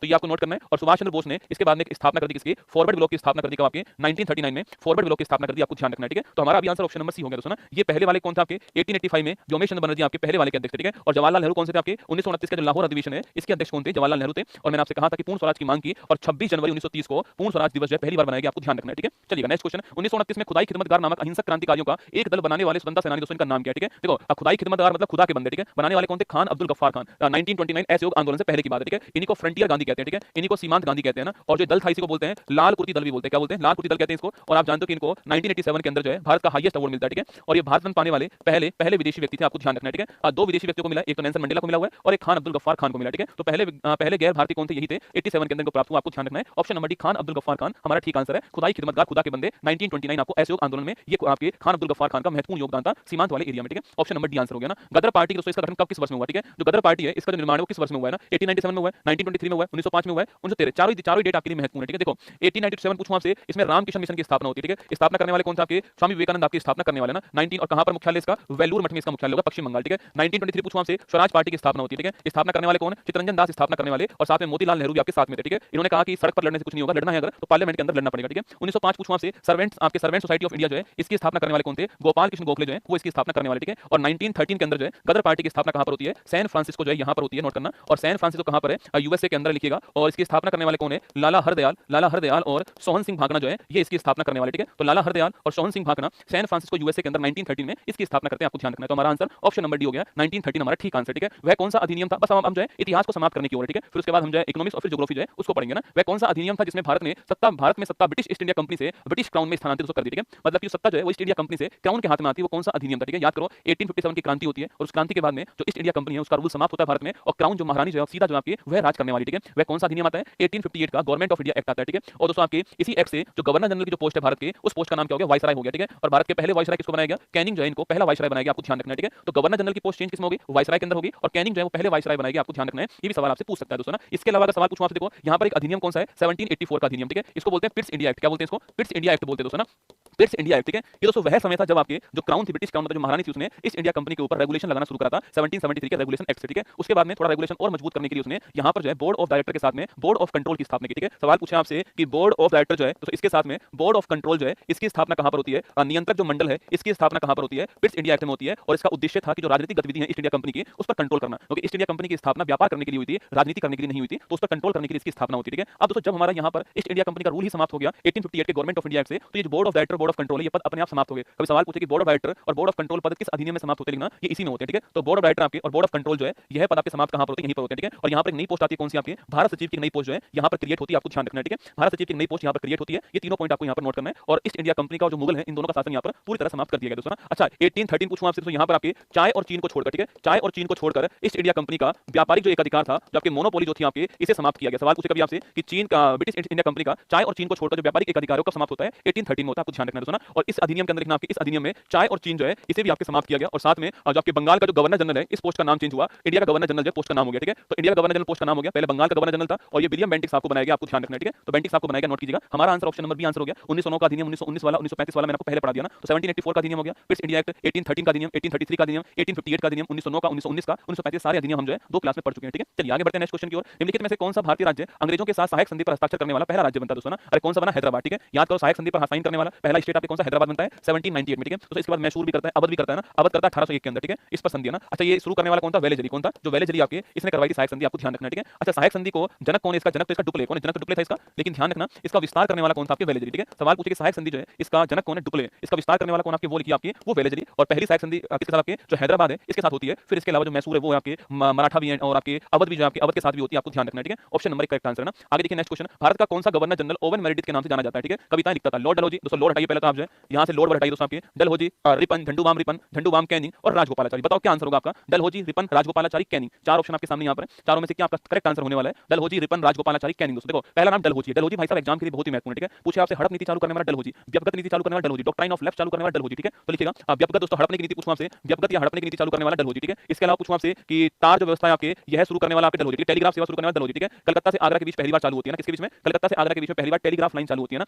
कोई भी आंसर नहीं है, रिपन वालों थप्पड़ मारू फेंक के दोस्तों ना, वो गाना से बना थप्पड़ मारूंगी, ठीक है। अरे चारों में से कोई भी आंसर नहीं है, जिन्होंने आंसर नहीं दिया है वो ये जानते हैं कि ये सवाल का आंसर इन चारों में से नहीं है, वो बुद्धिमान जीवी है रसगुल्ला ना। देखो कमाल की बात दोस्तों, इस क्लास में से इतने सारे बच्चों ने आंसर नहीं दिया, ठीक है। 10% आंसर दे रहे हैं आपके, 90% को पता है कि चारों में से कोई आंसर नहीं, इसलिए वो कमेंट करते नहीं रसगुल्ला ना। देखिए दोस्तों ना, व्यक्तिगत सिद्धांत, हड़पने की नीति, तार व्यवस्था पूछूं आपसे, और पहली बार ट्रेन चालू आप जानते हो यहीं पर होती है, इसी के टाइम पर 1853 के अंदर चालू होती है, मुंबई से थाने के बीच चालू होती है। ये सवाल पूछता है, टेलीग्राफ सेवा कलकत्ता से आगरा के बीच में, ठीक है। सवाल पूछूं आपसे, पीडब्ल्यूडी जो डिपार्टमेंट आपकी इसकी स्थापना इसी के टाइम होती है ना, तो पीडब्ल्यूडी डिपार्टमेंट, ठीक है। 1854 का वुड डिस्पैच जो है, जिसको शिक्षा का मेगना कार्टा हम लोग कहते हैं आपके, वो भी इसी के टाइम आया था, आपको ध्यान रखना है, डलहौजी के टाइम पर आया ना। चलिए रिपन पूछूं आपसे दोस्तों, 10 की जनगणना आपकी पूछूं आपसे, ये इसके टाइम चालू होती है ना 1881 के अंदर, ठीक है। इसके अलावा सवाल पूछूं आपसे, इसके अलावा सवाल पूछे कि भाई साहब जो इलवर्ट बिल विवाद है आपके, वो भी इसी के टाइम हुआ, ठीक है। इसके अलावा वर्नाकुलर प्रेस एक्ट को समाप्त करने वाला कौन था, रिपन ही था, ठीक है। और लोकल गवर्नेंस जो है इसका जनक कौन आपके, रिपन ही था, आपको ध्यान रखना है, ठीक है। यह भी रिपन आपसे पूछे तो ध्यान रखिए ना। राजगोपालाचारी पूछूं आपसे, लिखिए स्वतंत्र भारत के पहले और अंतिम, ठीक है, अंतिम भारतीय गवर्नर जनरल कौन बनते हैं आपके, वो यही बनते हैं, ठीक है। तो पहले और अंतिम भारतीय गवर्नर जनरल कौन बनते हैं आपके, राजगोपालाचारी बनते हैं। इसके बाद में यह पोस्ट आपके समाप्त हो गई, ठीक है। अच्छा कैनिंग का नाम पूछूं आपसे, कैनिंग मैंने भी कहा भारत के पहले वायसराय कैनिंग थे, ये आपको ध्यान रखना है, ठीक है। अच्छा तो सवाल का आंसर क्या होगा, सवाल का आंसर होगा लिटन, ठीक है। तो लिटन आपके ठीक आंसर हो गया। आप जानते हो लिटन जो है वर्नाकुलर जो प्रेस एक्ट आपके 1878 का, वो लाने वाला कौन, लिटन है ना, ये भी आपको ध्यान रखना है, ठीक है। तो लिटन हमारा आंसर है, ओवन मेरिडिथ आपके लिटन हो गया, ठीक है। तो बाकी चारों ऑप्शन भी आपको ध्यान रखना है, ठीक है। 1780 में दोस्तों आपके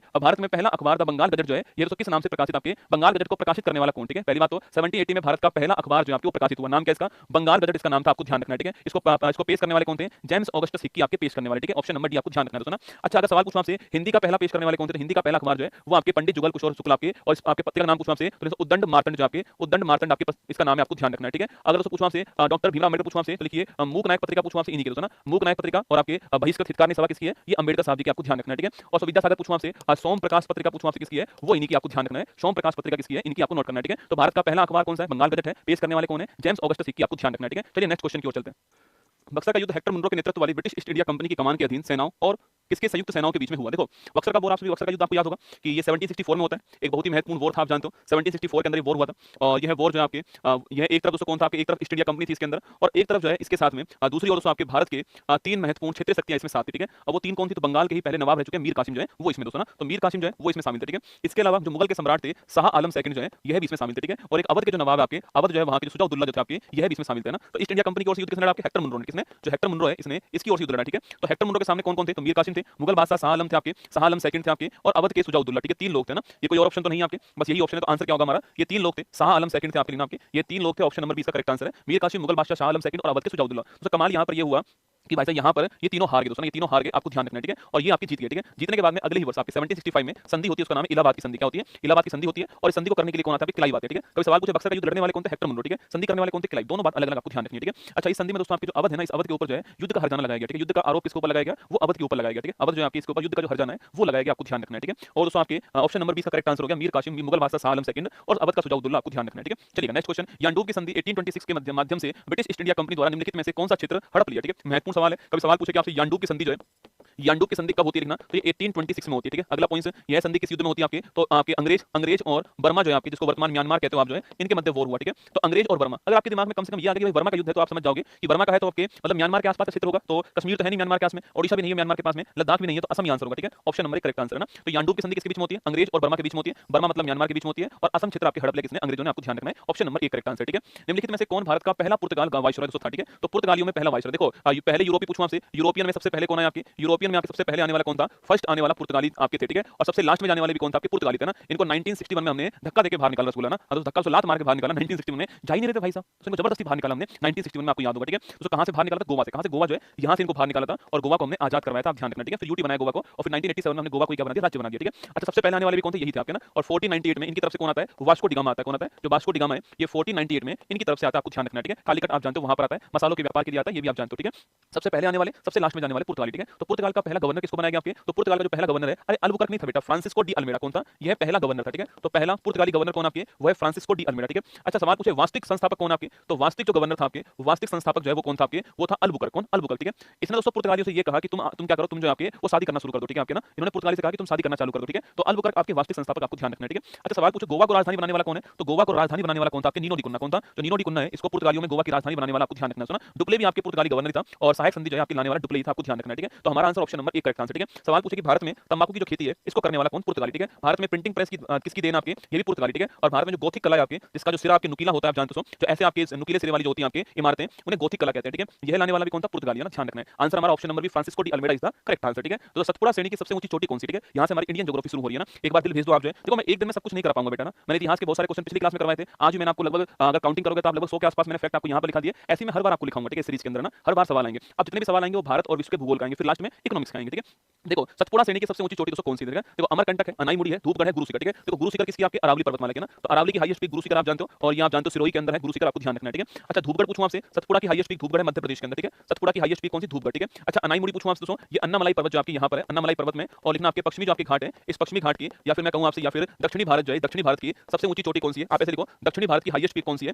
तो दक्षिणी भारत की हाईएस्ट पीक जो है वो है अनाईमुड़ी, आपको ध्यान रखना है दोस्तों ना, यही आपके अनाईमुड़ी, ठीक है। अच्छा, अमरकंटक की पहाड़ी पर आप लिखिए, यहाँ से दो नदी निकलती है, एक तो सोन नदी निकलती है, और एक जो है नर्मदा रिवर आपकी ये निकलती है दोस्तों ना। ये आपकी यहाँ पर अमरकंटक की पहाड़ी है, सोन नदी ऐसे निकलती है, और जो नर्मदा नदी आपकी वैसे निकलती है, आपको ध्यान रखना है, ठीक है। ये सवाल भी पूछता है आपसे ना। तो अनाईमुड़ी, अन्नामलाई, ये दक्षिण भारत की हाईएस्ट पीक है। सतपुड़ा की highest peak Dhupgarh, option number दोस्तों आपके। दोदा बेटा रसगुल्ला दोस्तों ये नहीं है, दोदा बेटा तो नीलगिरी पहाड़ी की हाईएस्ट पीक कौन सा है? जो नीलगिरी पहाड़ी है इसकी हाईएस्ट पीक कौन सी है? दोदा बेटा है ना। ये दोनों अलग अलग चीजें, ठीक है, ध्यान रखना है ना। चलिए दोस्तों ना आगे देखिए, निम्नलिखित में से कौन सी रेखा भारतीय मुख्य भूमि से होकर गुजरती है? मकर रेखा, कर्क रेखा, भूमध्य रेखा दोस्तों ना। सवाल पूछ रहा है दोस्तों आपसे कि भारत जो आपसे इस भारत की जो मुख्य भूमि है, यहाँ से कौन सी आपकी रेखा जो है यह गुजरती है? सवाल आपके सामने यहाँ पर दोस्तों ना, कि यहाँ की जो मुख्य भूमि है यहाँ से कौन सी रेखा निकलती है? इन तीनों में से ये सवाल आपके सामने, एक निकलती है, एक से अधिक निकलती है, वो पूछ रहा है, ठीक है। देखिए दोस्तों, यहाँ पर दोस्तों आपकी यहाँ से रेखा निकलती है आपकी, इसे क्या बोलते हैं? आपकी इसे बोलते हैं कर्क रेखा बोलते हैं। क्या बोलते हैं? ट्रॉपिक ऑफ कैंसर कहते हैं, 23.5 डिग्री आपके नॉर्थ कहते हैं, ठीक है, क्योंकि भारत के बीचों बीच से निकलती है दोस्तों ना। यहाँ पर राज्य कौन सा? गुजरात, ठीक है। फिर यहाँ पर राजस्थान, ठीक है। फिर कौन सा? आपके मध्य प्रदेश, फिर है छत्तीसगढ़, ठीक है। फिर है झारखंड दोस्तों ना, झारखंड, ठीक है। फिर आपका पश्चिम बंगाल है ना, यहाँ पर बांग्लादेश है, फिर आपकी त्रिपुरा, फिर आपकी मिजोरम, ठीक है। तो गुजरात, राजस्थान, मध्य प्रदेश, छत्तीसगढ़, झारखंड, पश्चिम बंगाल, त्रिपुरा और मिजोरम, 1 2 3 4 5 6 7 8, तो 8 राज्य भारत के। यहाँ से कौन सी रेखा निकलती है? कर्क रेखा दोस्तों निकलती है, ठीक है। अगर सवाल पूछूं आपसे भूमध्य रेखा पूछा आपसे, तो भूमध्य रेखा दोस्तों ऐसे निकलती है दोस्तों, यहाँ से निकलती है। यहाँ पर देश कौन सा? आपके मालदीव, कौन सा?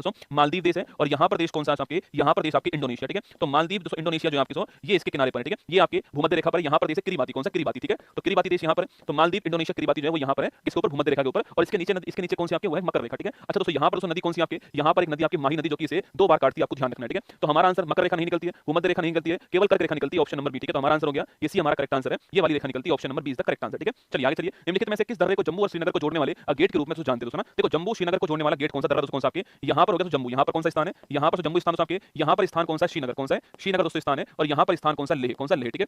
अगर आपको दोस्तों जम्मू से श्रीनगर आपके, अगर आपको जम्मू से श्रीनगर जाना है तो यहाँ पर दर्रा कौन सा आएगा, यहाँ पर दर्रा आएगा बनिहाल दर्रा, कौन सा आएगा, बनिहाल दर्रा यहाँ पर आने वाला है, ठीक है। अगर आपका मन है कि आपको जम्मू टू श्रीनगर जाना है तो बनिहाल दर्रा आपको क्रॉस करना पड़ेगा दोस्तों ना। अगर दोस्तों आपको श्रीनगर और लेह के बीच में यात्रा करनी है तो यहाँ पर दर्रा कौन सा, यहाँ पर दर्रा आपके जोजिला दर्रा, कौन सा है, यहाँ पर दर्रा जोजिला दर्रा आपके, ये भी आपको ध्यान रखना है, ठीक है। तो यहाँ पर दर्रा जोजिला दर्रा दोस्तों आपको नोट करना है, ठीक है। तो लेह श्रीनगर के बीच में जोजिला दर्रा, ठीक है। और बनिहाल दर्रा जम्मू श्रीनगर पूछूं आपसे, ये बनिहाल दर्रा, ठीक है। अगर दोस्तों आपका मन दोस्तों आपके हिमाचल प्रदेश, हिमाचल प्रदेश दोस्तों मैंने आपका कहां पर लेह जाने का दोस्तों आपके, तो आपके लाहौल दोस्तों आपकी स्पीति जो रोड आपके, यह कहां से निकलेगी आपके, यह निकलेगी रोहतांग दर्रा, ठीक है। जिसको हम जो क्या बोलते हैं, इसे हम अटल सुरंग भी कहते हैं आजकल जो है, और आप जानते हो कहां पर, हिमाचल प्रदेश के अंदर, ठीक है। तो ऐसे आपको थोड़ा ध्यान रखना है, ठीक है। जैसे लॉजिकल आपके दिमाग में रहेगा कि जम्मू टू श्रीनगर बनिहाल दर्रा, ठीक है। तो option number C correct answer है, जम्मू टू श्रीनगर बनिहाल दर्रा। जोजिला पूछूं आपसे कहां पर, ये आपके श्रीनगर से लेह के बीच में जोजिला दर्रा, ठीक है। बोमडिला कहां पर, अरुणाचल प्रदेश में, कहां पर है, अरुणाचल प्रदेश में बोमडिला भी और दीफू भी है, कौन सा, दीफू भी है, ठीक है। इसके अलावा लिपुलेख पूछूं आपसे, तो लिपुलेख माना और नीति पास कहां पर आपके, यह दर्रा आपके उत्तराखंड के अंदर, ठीक है। तो लिपुलेख भारत चीन के मध्य जो व्यापार है उसके लिए महत्वपूर्ण दर्रा लिपुलेख, तो लिपुलेख उत्तराखंड में, बनिहाल आपके जम्मू कश्मीर में, बोमडिला अरुणाचल प्रदेश में, दीफू अरुणाचल प्रदेश में, और जोजिला श्रीनगर और लेह के बीच में आपको ध्यान रखना है, ठीक है। और रोहतांग दर्रा कहां पर, हिमाचल प्रदेश में, ये सिपकिला दर्रा भी लिखना आपके हिमाचल प्रदेश में, इसके पास से एक नदी है सतलुज नदी, यह भारत में प्रवेश करती है, ठीक है। आगे देखिए, काली और तिस्ता दोस्तों नदियों के बीच में हिमालय का कौन सा प्रादेशिक दोस्तों विभाग है, ठीक है। दोस्तों हिमालय में एक तो ट्रांस हिमालय, बृहद हिमालय, लघु हिमालय ऐसे बांटते हैं, ठीक है दोस्तों। एक दोस्तों हिमालय को हम नदियों के अनुसार बांटते हैं, इसको हम लोग प्रादेशिक दोस्तों विभाजन कहते हैं, ठीक है दोस्तों। एक नदी कौन सी आपके, सबसे पहले नदी आपके सिंधु नदी दोस्तों यहाँ पर, ठीक है। फिर दोस्तों नदी कौन सी आपकी, फिर नदी होगी आपके दोस्तों सतलुज नदी आपकी यहाँ पर दोस्तों ना। इसके बाद दोस्तों आपके, इसके बाद नदी कौन सी, तो काली नदी जो आपकी वो यहाँ पर, ठीक है।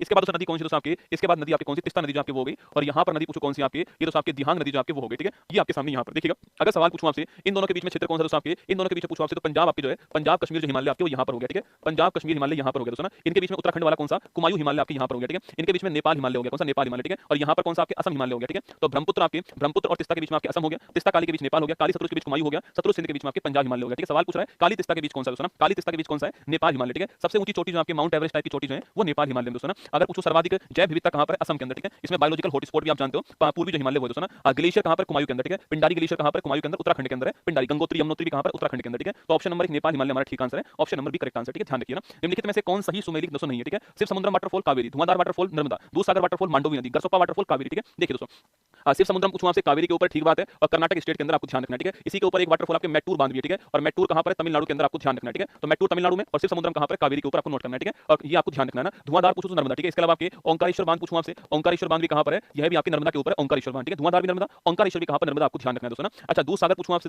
दूधसागर मांडोवी नदी आपके कहां पर, गोवा के अंदर, ठीक है। अगर आपने वो फिल्म देखी हो दोस्तों, आपकी चेन्नई एक्सप्रेस फिल्म देखी हो, वहां पर दोस्तों दीपिका पादुकोण को ट्रेन से वो लोग वापस साउथ में ले जाते हैं, साथ में शाहरुख खान भी तो जा रहे होते हैं साथ में। वहां दोस्तों पीछे की ओर देखना, पीछे की ओर झरना दिखाई देता है, आपकी नदी जो है ट्रेन से जब जा रहे होते हैं, आपके पीछे की ओर एक आपके झरना दिखाई देता है, आपके एक वाटरफॉल दिखाई देता है, और उसका जो पानी है बिल्कुल व्हाइट पानी है, इसलिए उसको दूधसागर वाटरफॉल कहते हैं, गोवा के अंदर, ठीक है। पर दोस्तों तुम्हारा सारा दिमाग दीपिका पादुकोण के ऊपर था, इसलिए दूधसागर वाटरफॉल तुम्हारा निकल गया, ठीक है। तुम्हारा दिमाग तो रसगुल्ला वहां था दोस्तों ना, हमारा दिमाग तो ज्योग्राफी में था, तुम्हारा दिमाग जो है वो इतिहास में था, ठीक है। तो लिखिएगा गोवा करेक्ट आंसर आपकी यहाँ पर, ठीक है। गरसोप्पा वाटरफॉल पूछूं आपसे, ये तो कावेरी के ऊपर नहीं है, ठीक है। किसके ऊपर आपके, ये आपकी शरावती नदी के ऊपर है, और इसी को हम क्या बोलते हैं, इसी को हम आपकी जोग वाटरफॉल बोलते हैं ना, जोग या फिर गरसप्पा कह दीजिए, शरावती के ऊपर है, कर्नाटक के अंदर, आपको ध्यान रखना है, ठीक है। तो हमारा आंसर हो गया option number D correct answer है, गरसप्पा प्रपात आपको शरावती नदी आपको ध्यान रखना है, ठीक है। चलिए नेक्स्ट क्वेश्चन, भारतीय मानक समय रेखा कौन सा अंश पूर्व देशांतर के अनुरूप है, ठीक है। 76.5, 85.5, 82.5, 79.5 सवाल दोस्तों आपके सामने, ठीक है। देखो भारतीय मानक समय रेखा, ठीक है। मैंने आपसे अभी 2 दिन आपकी क्लास चली थी, उसमें मैंने समझाया दोस्तों आपको जो है ये हमारी पृथ्वी है दोस्तों, इस पृथ्वी के ऊपर आपकी यहाँ पर 0 डिग्री देशांतर रेखा है, पूरी पृथ्वी का समय हम इसी से नापते हैं, ठीक है। और दोस्तों यह आपके जो है वो ग्रीनविच जो स्थान आपके ग्रीनविच लंदन के अंदर जो स्थान है वहां से निकलती है, इसलिए यहाँ पर जो टाइम होता है उसको बोलते हैं जीएमटी, ग्रीनविच मीन टाइम कहते हैं, आप जानते हो, ठीक है। जीएमटी कहते हैं, ये आपको ध्यान रखना है, ठीक है। और दोस्तों इसके सापेक्ष दोस्तों आपकी, इसके सापेक्ष दोस्तों हमारी लोकेशन कहां पर है, वो यहाँ पर है, और वह 82.5 डिग्री पूर्वी देशांतर जो हमारी लोकेशन है, जो कि नैनी स्थान से निकलती है, आप जानते हो। और इसी को भारत की मानक समय रेखा कहते हैं, ठीक है। जो भारत का टाइम आपको यहीं से नापते हैं, आपके 82.5 डिग्री पूर्वी देशांतर से, ठीक है। और यहाँ पे किसके राज्य से निकलती है दोस्तों, यहाँ पे उत्तर प्रदेश दोस्तों आपके यहाँ से निकलती है, मध्य प्रदेश से निकलती है, आपके छत्तीसगढ़ से निकलती है दोस्तों, आपके ओडिशा से निकलती है, और किससे निकलती है, आपके आंध्र प्रदेश, ठीक है। यहाँ से निकलती है, किससे निकलती है, उत्तर प्रदेश, मध्य प्रदेश, छत्तीसगढ़, ओडिशा, आंध्र प्रदेश, इन 5 स्टेट से निकलती है, नोट करना। और 82.5 degree correct answer option number C है। 1 डिग्री को पार करने में 4 मिनट लगती है, 82.5 को पार करने में कितना लगेगा आपके, ये 330 मिनट लगने वाली है, मतलब कि 5.5 घंटा लगने वाला है, इसलिए हम इस लाइन से 5.5 घंटा प्लस है, आपको ध्यान रखना है, ठीक है। हमारा आंसर ऑप्शन नंबर सी होगा। निम्नलिखित में से कौन सी फसल खरीफ की फसल का दोस्तों उदाहरण, ठीक है। तो खरीफ की फसल पूछूं आपसे दोस्तों, जो खरीफ की फसल आपके इसको बोते कब दोस्तों, आपके इसको बोते हैं आपके दिवाली के आसपास बोते हैं, ठीक है। अक्टूबर नवंबर जैसो इसको बोते हम लोग दोस्तों आपके, सॉरी दोस्तों इसको आपके होली के आसपास बोते हैं, इसको होली के बाद बाद उसको बोते हैं इसको, और उसके बाद इसको दिवाली से पहले काटते हैं, ठीक है। या फिर मैं कह दूं इसको मानसून की फसल कौन सी है, जो हमारा मानसून होता है उसकी फसल कौन सी है आपकी, खरीफ की फसल है ना। होली के बाद इसको बोएंगे और दिवाली के आसपास काट देते हैं इसको। मानसून की फसल आपकी होती है खरीफ की फसल दोस्तों ना। और रवि की जो फसल दोस्तों होती है आपकी, यह शीतकालीन फसल होती है, ठीक है। जो वर्तमान में जो फसल चल रही है आपकी गेहूं सरसों, देखिए आप जो है खेतों में आपको गेहूं सरसों मिलेगा, तो वर्तमान में शीतकालीन फसल है। दिवाली के आसपास बोते हैं इसको और होली से पहले इसको काटते हैं, ठीक है। तो इसका एग्जांपल लिखना कौन कौन सा आपके, इसका एग्जांपल आपके गेहूं, इसके अलावा चना आपके, ऐसे लिख दीजिए, आप ट्रिक लिख दीजिए। नाई हूटर बस्ती, आप जानते होंगे इस ट्रिक को। नाई हूटर बस्ते ही जोश में आलू लाया, नाई हूटर बस्ते ही जोश में आलू लाया, आपको ध्यान रखना है, ठीक है। जोश में आलू लाया, ये आपको नोट करना है, ठीक है। तो ना फोर हो गया चना, क्या ना फोर चना हो गया, ई फोर हो गया आपका राई, ठीक है। हूं फोर हो गया आपके गेहूं है ना, टर फोर हो गया आपके मटर, ठीक है, मटर है ना। और जो फोर हो गया जो है ना, सह हो गया सरसों, क्या सरसों, ठीक है। और आलू का हो गया आलू।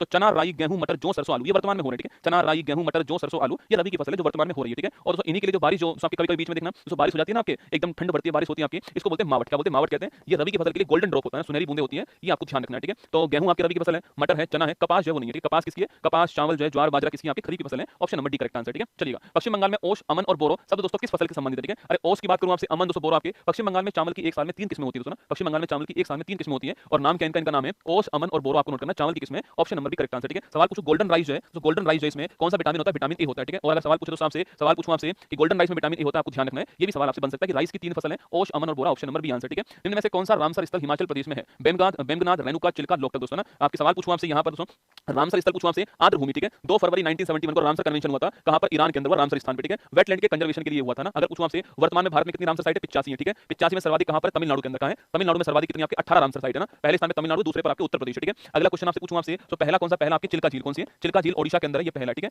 चिल्का झील ओडिशा पहली, आपको ध्यान रखनी है, ठीक है। इसके अलावा दोस्तों आपके अभी नागी नक्टी शामिल हुई है, ठीक है। नागी नक्टी अभी शामिल हुई है, और ये बिहार की, कहां की, बिहार की, आपको ध्यान रखना है, ठीक है। अगर सवाल पूछूं आपसे बेमगनाथ पूछूं आपसे कहां पर, केरल के अंदर, ठीक है। केरल में बेमगनाथ झील भी, और एक आपकी अष्टमुड़ी झील भी, कौन सी है, अष्टमुड़ी झील भी आपकी यहीं पर, ठीक है। रेणुका कहां पर, हिमाचल प्रदेश में ना, हिमाचल प्रदेश में रेणुका दोस्तों ना। चिल्का ओडिशा के अंदर ना, और लोकतक कहां पर, मणिपुर के अंदर, ठीक है। दोस्तों लोकतक झील में एक तैरता हुआ राष्ट्रीय उद्यान भी, ठीक है। इसका नाम क्या है, काबुल लामजाओ राष्ट्रीय उद्यान, कौन सा है, काबुल लामजाओ राष्ट्रीय उद्यान कहां पर है, लोकतक झील में तैरता हुआ राष्ट्रीय उद्यान है। और संगाई हिरन भी यहीं पर मिलता है, जिसको डांसिंग हियर कहते हैं, ठीक है, ध्यान रखना है ना। निम्नलिखित में से बंदरगाह और उसके राज्यों के गलत युग्म को पहचानिए। तूतीकोरिन तमिलनाडु, कांडला गुजरात, मोरमुगांव गोवा, और न्यू मंगलूर दोस्तों आंध्र प्रदेश। देखो तूतीकोरिन कहां पर, तमिलनाडु से, ठीक बात है, ठीक है। एन्नोर पोर्ट पूछा तमिलनाडु, ठीक है। चेन्नई पोर्ट तमिलनाडु, ठीक बात है ना। कांडला दोस्तों गुजरात के अंदर, ठीक है आपके। भारत का पहला स्पेशल इकोनॉमिक जोन कहां पर खुलता है, आपके कांडला गुजरात में खुलता है। इसका नया नाम क्या हो गया, दीनदयाल आपकी बंदरगाह जो है, इसका नया नाम है, ठीक है। मोरमुगांव गोवा, ठीक दोस्तों बात आपके, मोरमुगांव गोवा, आपको ध्यान रखना है, ठीक है, यहीं पर गोवा दोस्तों ना। और न्यू मंगलूर पूछूं आपसे, आंध्र प्रदेश नहीं दोस्तों आपके, न्यू मंगलूर कर्नाटक के अंदर, कहां पर, कर्नाटक के अंदर है, ध्यान रखिएगा। आंसर हमारा ऑप्शन नंबर डी दोस्तों ना। अच्छा बिजिंगम पोर्ट पूछूं आपसे, ये बिजिंगम पोर्ट कहां पर आपको बताना है, ठीक है। बिजिंगम पोर्ट कहां पर है, यह क्वेश्चन आपके लिए, ठीक है। तो न्यू मंगलूर कर्नाटक में आपको नोट करना है, मोरमुगांव गोवा के अंदर, कांडला गुजरात में, तूतीकोरिन तमिलनाडु, तो ऑप्शन नंबर डी हमारा ठीक आंसर, ठीक है। चलिएगा, भारत की 2011 की जनगणना के अनुसार निम्नलिखित में से किस राज्य का जनसंख्या घनत्व 17 व्यक्ति प्रति 200 वर्ग किलोमीटर है, ठीक है। देखो अगर डेंसिटी की दोस्तों बात करूं आपसे, तो 1 किलोमीटर स्क्वायर में रहने वाले जो लोग हैं, आपको उसको बोलते हैं पॉपुलेशन डेंसिटी, ठीक है। अगर पूछूं आपसे मैक्सिमम कहां पर आपके, तो मैक्सिमम कहां पर आपके, स्टेट की बात करूं आपसे, बिहार, ठीक है, यहां पर मैक्सिमम दोस्तों ना। और अगर स्टेट लिखा हुआ नहीं हो तो दिल्ली होगा दोस्तों ना,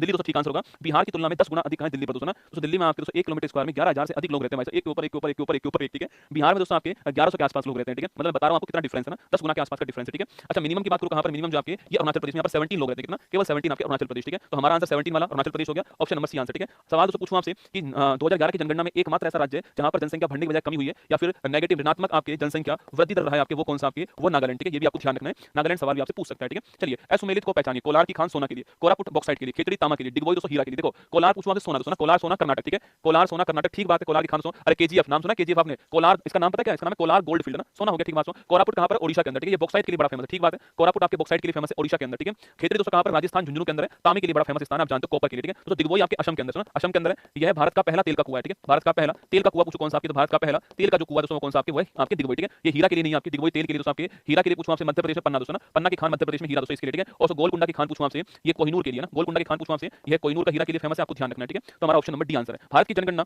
2011 के अनुसार निम्नलिखित में से किस राज्य में पुरुषों और महिलाओं की साक्षरता दर में दोस्तों अंतर सर्वाधिक, देखो मैंने सवाल पूछा है कि भाई लिटरेसी में डिफरेंस कहां पर दिखे, ठीक है। ये सवाल एग्जाम में आया हुआ सवाल है, सेंसस का सवाल आपके 11 के अंदर होती है। चंद्रमौली साहब जानते हो आप, इसके जनगणना आयुक्त थे, और आपके आवर सेंसस आवर फ्यूचर, हमारी जनगणना हमारा भविष्य जो है, ये इसकी टैगलाइन दोस्तों थी, आप याद कीजिएगा। तो मेरा सवाल आपके सामने यहाँ पर है कि जो मेल और फीमेल की लिटरेसी आपकी, इसके अंदर डिफरेंस कहां पर सर्वाधिक है, ठीक है। डिफरेंस जो है सर्वाधिक कहां पर है, ये मैक्सिमम कहां पर, राजस्थान कहां पर है, राजस्थान के अंदर मैक्सिमम आपको छापना। देखो लिटरेसी पूछूं आपसे, लिटरेसी कितनी है, 73% लिटरेसी, ठीक है। अगर पूछूं आपसे सर्वाधिक कहां, सर्वाधिक पूछूं आपसे केरल में सर्वाधिक, न्यूनतम कहां पर आपके, बिहार में दोस्तों न्यूनतम है, ठीक है। केरल में सर्वाधिक दोस्तों, बिहार में न्यूनतम, आप जानते हो, ठीक है, लिटरेसी जो है ना। पर डिफरेंस में मैक्सिमम कौन है, राजस्थान, ठीक है। ऑप्शन नंबर 1 जो है राजस्थान ठीक आंसर है, डिफरेंस में सर्वाधिक राजस्थान होगा, ठीक है। आगे देखिए, भारत की 2011 की जनगणना के अनुसार भारत में अनुसूचित जनजाति एसटी की आबादी सबसे अधिक दोस्तों किस राज्य में, उत्तर प्रदेश, पंजाब, मध्य प्रदेश, मिजोरम। सवाल ऐसे भी पूछता है कि एसटी सबसे अधिक कहां पर है, एसटी का परसेंट सबसे अधिक कहां पर है, एसटी सर्वाधिक कहां पर है, उसका परसेंट सर्वाधिक कहां पर दोस्तों ना। देखो एक तो है एसटी आपके शेड्यूल ट्राइब, ठीक है, और एक आपके एससी मतलब शेड्यूल कास्ट हो गया, अनुसूचित जाति दोस्तों ना। एसटी में पूछूं आपसे, इसकी आबादी सर्वाधिक कहां, नंबर कहां पर सर्वाधिक है आपके, सर्वाधिक जनसंख्या कहां पर आपके, मध्य प्रदेश में, ठीक है। और परसेंट पूछूं आपसे कहां पर, मिजोरम के अंदर। परसेंट पूछा आपसे दोस्तों, मिजोरम में जितने भी लोग रहते हैं उसमें से सर्वाधिक परसेंट किसका, आपके एसटी का, ठीक है। एससी पूछूं आपसे, नंबर पूछूं आपसे कहां सर्वाधिक है, तो नंबर सर्वाधिक आपके उत्तर प्रदेश के अंदर, ठीक है। और अगर परसेंट पूछूं आपसे कहां पर है, परसेंट आपका पंजाब के अंदर ना। तो लिखिएगा, यहां सवाल पूछ रहा है एसटी का नंबर पूछ रहा है कहां पर है, Madhya Pradesh, option number C answer, ठीक है। तो एसटी का नंबर मध्य प्रदेश में, परसेंट मिजोरम के अंदर, ठीक है। एससी का नंबर उत्तर प्रदेश के अंदर, परसेंट कहां पर? पंजाब में। ऑप्शन नंबर सी मध्य प्रदेश आपका ठीक आंसर, ठीक है। चलिए, भूमध्य रेखा निम्नलिखित में से किस देश से दोस्तों होकर नहीं गुजरती है, ठीक है। सवाल देखो भूमध्य रेखा निम्न में से कौन से देश से नहीं गुजरती है ना? Kenya, Mexico, Indonesia, Brazil. ये तो मैंने आपको 2-3 दिन पहले पढ़ाया, ठीक है। अब देखते हैं किस किस को दोस्तों याद है कि जो भूमध्य रेखा वो कहां से नहीं निकलती दोस्तों ना। देखो दोस्तों, भूमध्य रेखा पूछूं आपसे, ये है इस पृथ्वी के दोस्तों बीचों बीच से निकलती है ना, बीचों बीच से निकलती है, आपके पृथ्वी के बीचों बीच से निकलती है दोस्तों ना। याद कीजिए, मैंने आपसे कहा दोस्तों आपके यहाँ पर 3 देश आते हैं साउथ अमेरिका महाद्वीप के, ठीक है। और उसका नाम क्या? उसका नाम है इकोनवा। याद करो, इकोनवा याद है आपको? ई का मतलब इक्वाडोर, ठीक है। को का मतलब आपके कोलंबिया ना, और बा का मतलब आपके ब्राजील, ठीक है। तो ये 3 देश आते हैं ना, इक्वाडोर, कोलंबिया, ब्राजील, ठीक है। ये साउथ अमेरिका महाद्वीप के देश दोस्तों ना, इकोनवा, ठीक है। इसके बाद दोस्तों आपके अफ्रीका दोस्तों महाद्वीप आता है, ठीक है। वहां पर याद करो, सो गया काका, क्या सो गया काका गाड़ के सोना, क्या सो गया काका गाड़ के सोना जो है, यह मैंने ट्रिक आपको लिखाई दोस्तों ना वहां पर, ठीक है। सो का मतलब पूछूं आपसे, यहाँ पर द्वीप कौन सा आपके? यहाँ पर द्वीप है आपके साओ टोम प्रिंसिपल दोस्तों ना। फिर गया पूछूं आपसे, गैबोन दोस्तों ना, गैबोन देश पूछूं आपसे, गैबोन देश का तो गैबोन देश, ठीक है। काफ और आपके कांगो देश दोस्तों, अब काफ और आपके डेमोक्रेटिक रिपब्लिक कांगो देश हो गया, ठीक है। और आपके इसके बाद गाड़ का मतलब आपकी युगांडा हो गया, ठीक है। के का मतलब केन्या हो गया, सोना का मतलब सोमालिया हो गया ना। तो Sao Tome Principe, Gabon, Congo, democratic Republic Congo, Uganda, Kenya और आपके सोमालिया, ठीक है। और इसके बाद मैंने कहा माइक, याद करो माइक से अनाउंस किया आपके, तो मा for Maldives, E for Indonesia, के फॉर आपके कौन सा? किरिबाती है ना। तो कौन कौन से देश है? Indonesia, sorry Ecuador, Colombia, Brazil, Sao Tome Principe, Gabon और आपके Congo, democratic Congo republic, Uganda, Kenya, Somalia और मालदीव और आपके इसके अलावा इंडोनेशिया और आपकी किरिबाती, ठीक है। इतना आसान खेल है, देख लो।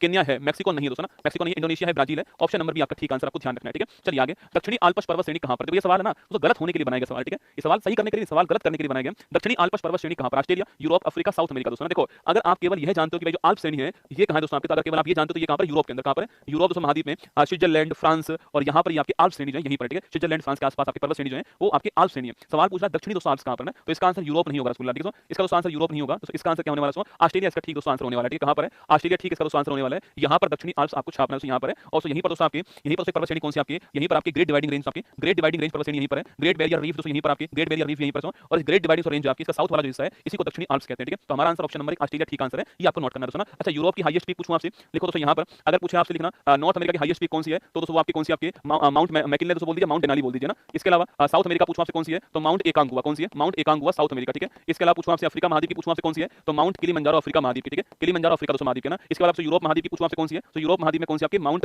अल्ब्रुज आपकी यूरोप महाद्वीप, ठीक है। इसके अलावा अफ्रीका महाद्वीप, अफ्रीका तो होगी आपकी। ऑस्ट्रेलिया पूछो दोस्तों आपसे कौन सी आपकी? माउंट कोसियस को, कौन सी है? माउंट कोसियस को अफ्रीका ऑस्ट्रेलिया महाद्वीप की है। एशिया महाद्वीप की माउंट आपके एवरेस्ट आप जानते हो, और अंटार्कटिका जो महाद्वीप है इसकी कौन सी आपकी? माउंट विंसन मैसिव, कौन सी है? माउंट विंसन मैसिव आपको ध्यान रखना है, ठीक है। निम्नलिखित में से कौन सा युग में सुमेरी दोस्तों नहीं है ना, ज्वालामुखी है। एटना कहां पर? इटली के अंदर एटना है। विशुवियस भी आपकी इटली में ना। फ्यूजियामा जापान के अंदर है। पोपा दोस्तों म्यांमार के अंदर है। अगर तो आप पूछूं आपसे मलेशिया नहीं होगा आपकी, यहां पर कौन सा होगा? यहां पर होगा आपके कौन सा? इंडोनेशिया, ठीक है। माउंट मेरापी, माउंट ईबू पूछूं आपसे, माउंट ईबू, माउंट मेरापी कहां पर है? माउंट ईबू पूछे आपसे, माउंट मेरापी, माउंट सिनाबुंग, ये सारे के सारे कहां पर? इंडोनेशिया, आपको ध्यान रखना है, ठीक है। तो हमारा आंसर ऑप्शन नंबर डी जो करेक्ट आंसर है, ये सुमेलित आपका नहीं है, ठीक है। भारतीय अर्थव्यवस्था में वित्तीय वर्ष दोस्तों कौन सा चलता है, ठीक है। देखो 1 जनवरी से हमारा वित्तीय वर्ष शुरू नहीं होता है, ठीक है। हमारा जो फाइनेंशियल ईयर है वो 1 अप्रैल से 31 मार्च चलता है। ऑप्शन नंबर डी आपको ध्यान रखना है, ठीक है। कभी सवाल पूछे कि भारतीय अर्थव्यवस्था में फाइनेंशियल ईयर कौन सा है, 1 अप्रैल से 31 मार्च होता है आपके। Option number D correct answer, ठीक है। निम्नलिखित में से कौन सही नहीं है दोस्तों ना? 10वीं योजना, तीसरी योजना, पहली योजना, छठी योजना दोस्तों ना। अरे याद करो, अगर आपसे पूछो दोस्तों आपसे, पहली योजना 1951 से 56 के बीच चलती है, ठीक है। दूसरी आपके 56 से 61 के बीच चलती है ना। तीसरी वाली 61 से 66 के बीच चलती है, ठीक है। फिर उसके बाद 3 साल दोस्तों क्या है, 3 साल आपके जो है वो गैप आता है, ठीक है। इसके बाद में 69 से 74 चौथी चलती है, ठीक है। 74 टू 78 पांचवी चलती है, 1 साल कम चलती है। फिर आपके 2 साल रोलिंग प्लान चलता है आपके। फिर उसके बाद में 80 टू 85 आपकी कौन सी? छठी चलती है। इसके बाद 85 टू 90 जो आपकी वो 7वीं चलती है। फिर 2 साल वापस आपके गैप आता है, 90, 91, 92 वापस गैप आता है। 91 से आपके 92 से 97 जो आपके वो नेक्स्ट चलती है। 97 से 2002 आपके नेक्स्ट हो गई, और 2002 से 7 दोस्तों अगली हो गई आपकी, ये नेक्स्ट हो गई आपकी। 7 से 12 अगली, और 12 से 17 आपकी नेक्स्ट हो गई, ठीक है। यह 12वीं है, यह 11वीं है, यह 10वीं है, यह 9वीं है, यह आपकी 8वीं है, यह आपकी यहाँ पर 7वीं है दोस्तों, यहाँ पर छठी है, यहाँ पर 5वीं है, यहाँ चौथी है, यहाँ 3rd है, यहाँ 2nd है, यहाँ 1 है। ये सारी की सारी आपको ऐसे कैसे याद होनी चाहिए, ठीक है। वहां पर ये मत सोचना कि यार मैं इसको लिखूं या नहीं लिखूं, लिखना ही आपको ना, क्योंकि जो आता हुआ सवाल है वो तो गलत बिल्कुल नहीं करना है आपको, ठीक है। तो देखिएगा सवाल पूछ रहा है यहाँ पर, सवाल है आपके यहाँ पर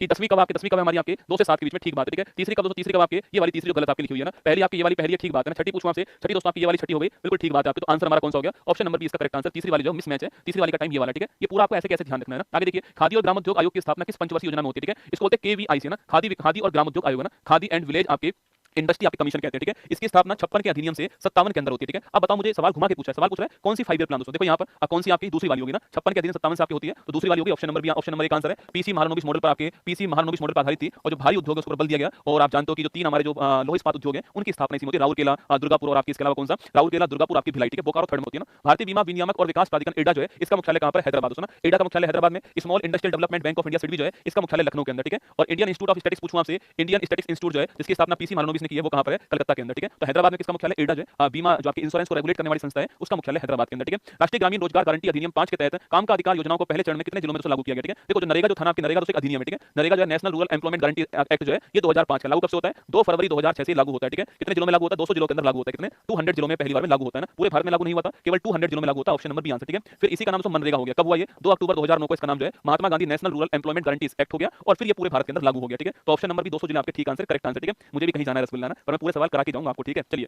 खालिस्तान को शुरू की गई स्टार्टअप इंडिया पहल ने उद्यमियों के समर्थन देने के उद्देश्य से कई कार्यक्रम शुरू करे, ठीक है। तो हमने इतिहास पढ़ा, उसके बाद ज्योग्राफी हो गया, उसके बाद में आपका इकोनॉमिक्स चल रहा है, ठीक है। तो स्टार्टअप इंडिया पूछ कब शुरू होती है, 16 जनवरी 16 के अंदर चालू होती है स्टार्टअप इंडिया, दोस्तों ना जो नए स्टार्टअप उनको बढ़ावा देने के लिए, ठीक है। 28 अगस्त पूछूं आपसे, इस समय आपके जनधन योजना चालू होती है, जीरो बैलेंस अकाउंट खोले जाएंगे, याद कीजिएगा। फाइनेंशियल इंक्लूजन जो है हर किसी को बैंक से जोड़ने के लिए इसको स्टार्ट किया गया, ठीक है। 22 जनवरी 2015 पूछूं आपसे, पानीपत से स्टार्ट होती है बेटी बचाओ बेटी पढ़ाओ योजना, ठीक है। और इसके अलावा दोस्तों आपके नेक्स्ट 1 मई 16 पूछूं आपसे, एलपीजी गैस कनेक्शन के लिए उज्ज्वला योजना चालू होती है ना। तो चारों योजना महत्वपूर्ण, ठीक है। 1 मई 16 उज्ज्वला योजना, 22 जनवरी 15 आपकी जो है बेटी बचाओ बेटी पढ़ाओ, 28 अगस्त 14 जनधन योजना और 16 जनवरी 16 जो है स्टार्टअप इंडिया योजना, ऑप्शन नंबर 1 ठीक आंसर, ठीक है। चलिए नेक्स्ट, शक्तिकांत दास ने उर्जित पटेल के इस्तीफे के बाद रिजर्व बैंक के दोस्तों कौन से गवर्नर के रूप में कार्यभार संभाला, ठीक है। और शक्तिकांत दास पूछूं आपसे, ये कौन से नंबर के थे आपके, देखो अभी 26 में बने पर सवाल 25वां वाला पूछ सकता है आपसे, ठीक है। तो इससे पहले 25वें नंबर के थे ना, ये 25वें नंबर के थे, अभी 26वें नंबर के कौन आ चुके हैं, संजय मल्होत्रा कौन आ चुके हैं, संजय मल्होत्रा आपके लेटेस्ट हो चुके हैं, ठीक है, ध्यान रखना ना। अच्छा पहले पूछूं दोस्तों आपसे कौन से आपके, तो ओशबोर्न स्मिथ आपके पहले थे, ठीक है। पहले भारतीय कौन थे आपके, वो कौन थे, सीडी देशमुख पहले भारतीय थे, आपको ध्यान रखना, ठीक है। और दोस्तों वैसे प्रधानमंत्री जो आरबीआई गवर्नर रह चुके हैं वो कौन थे, वो दिवंगत आपके मनमोहन सिंह ना, ये प्रधानमंत्री भी रह चुके हैं, आरबीआई गवर्नर भी रह चुके हैं, वित्त मंत्री भी रह चुके हैं और यूनिवर्सिटी ग्रांट कमीशन के अध्यक्ष भी रह चुके हैं ना। तो हमारा आंसर ऑप्शन नंबर डी है, 25वें गवर्नर थे, आपको ध्यान रखना है, ठीक है। इंपीरियल बैंक की स्थापना किस वर्ष दोस्तों होती है, देखो एक थी बैंक ऑफ बंगाल, एक थी बैंक ऑफ बॉम्बे, एक थी बैंक ऑफ मद्रास, एक थी बैंक ऑफ बंगाल, ठीक है। इन तीनों को मिलाया 1921 के अंदर एक नई बैंक बना दी, इसका नाम क्या है, इंपीरियल बैंक ऑफ इंडिया इसका नाम हो गया, ठीक है। और फिर इसके बाद में 1955 के अंदर जुलाई के महीने में इसी बैंक का नाम कर दिया स्टेट बैंक ऑफ इंडिया कर दिया, स्टेट बैंक ऑफ इंडिया कर दिया, ठीक है। सवाल पूछ रहा है इंपीरियल बैंक की स्थापना कब होती है, 1921 में होती है, ऑप्शन नंबर 1। 35 में 1 अप्रैल की तारीख को किसकी स्थापना होती है, यंग हिल्टन कमीशन की सिफारिश पर रिजर्व बैंक ऑफ इंडिया की स्थापना होती है, आपको ध्यान रखना सही आयोग की सिफारिश पर ना। हमारा आंसर ऑप्शन नंबर 1921 है, इंपीरियल बैंक की स्थापना होती है, ठीक है। भगवान को प्रणाम करें और आपका दूसरा फेरा जो है यहाँ पर समाप्त होता है, ठीक है। तो आपका सेकंड फेरा समाप्त यहाँ पर होता है। मैंने आपको लगभग 500 के आसपास पॉइंट्स मैंने आपको लिखा दिया इस क्लास के अंदर। आज इतिहास, अर्थव्यवस्था और हमने ज्योग्राफी जो है, इतिहास में एंशिएंट, मिडाइवल, मॉडर्न तीनों थी और ज्योग्राफी के अंदर इंडिया वर्ल्ड दोनों थी और आपके इकोनॉमिक्स के अंदर आपकी इकोनॉमिक्स थी, ठीक है। तो सेकंड फेरा यहाँ पर समाप्त होता है। भगवान को प्रणाम करें और अपने अपने जोड़े को साथ में लेकर उठना है, छोड़ना नहीं रसगुल्ला पीछे के लिए। पता नहीं दोस्तों अगले जोड़े अगले फेरे तक कौन कौन साथ रहेगा, बस आप ये 7 फेरे मेरे साथ लगा लो, ठीक है। ये 7 फेरे मुझे जैसे टाइम मिलता है मैं क्लास लेता हूँ, यकीन मानना मतलब मंडे टू फ्राइडे तो आप जानते हो 4 क्लास मेरी चल रही है और मेरी एक क्लास में एनर्जी का लेवल थोड़ा ज्यादा होता है, ठीक है। कंटेंट थोड़ा ज्यादा होता है, मतलब मैं लिखता रहता हूँ, बोलता रहता हूँ, मैं ना रिवाइज कराता रहता हूँ आपको लगातार। तो मेरी तरफ से पूरा प्रयास कर रहा हूँ। दूसरा फेरा उम्मीद आपको अच्छा लगा होगा और मैंने कहा था शुरुआत 8 बजे करूंगा, समाप्त कब होगा मुझे नहीं पता है और आपके 2 घंटे जो है निकल चुके हैं, समाप्ति की ओर आ चुके हैं, ठीक है। चलिए फिर मिलते हैं जल्दी आपसे, कैसी लगी क्लास बताना कमेंट बॉक्स के अंदर और ध्यान रखना अपना। कल सुबह मुलाकात होगी 6:30 बजे यहीं पर आपसे करंट अफेयर्स के अंदर। सुबह 6:30 बजे वाली क्लास को जरूर लिया करो, वो ऐसी क्लास जो आपकी जीके जीएस और करंट अफेयर्स को मजबूत करने में आपकी अहम रोल अदा करने वाली, ठीक है। अच्छी लगी क्लास तो लाइक कर देना, आप सभी लोग जो जितने भी लोग हैं अभी लाइक कर देना क्लास को। बाकी चेहरे पर मुस्कान बनाए रखना। मैं फिर मिलूंगा कल आपसे सुबह 6:30 बजे। ध्यान रखना, जय हिंद।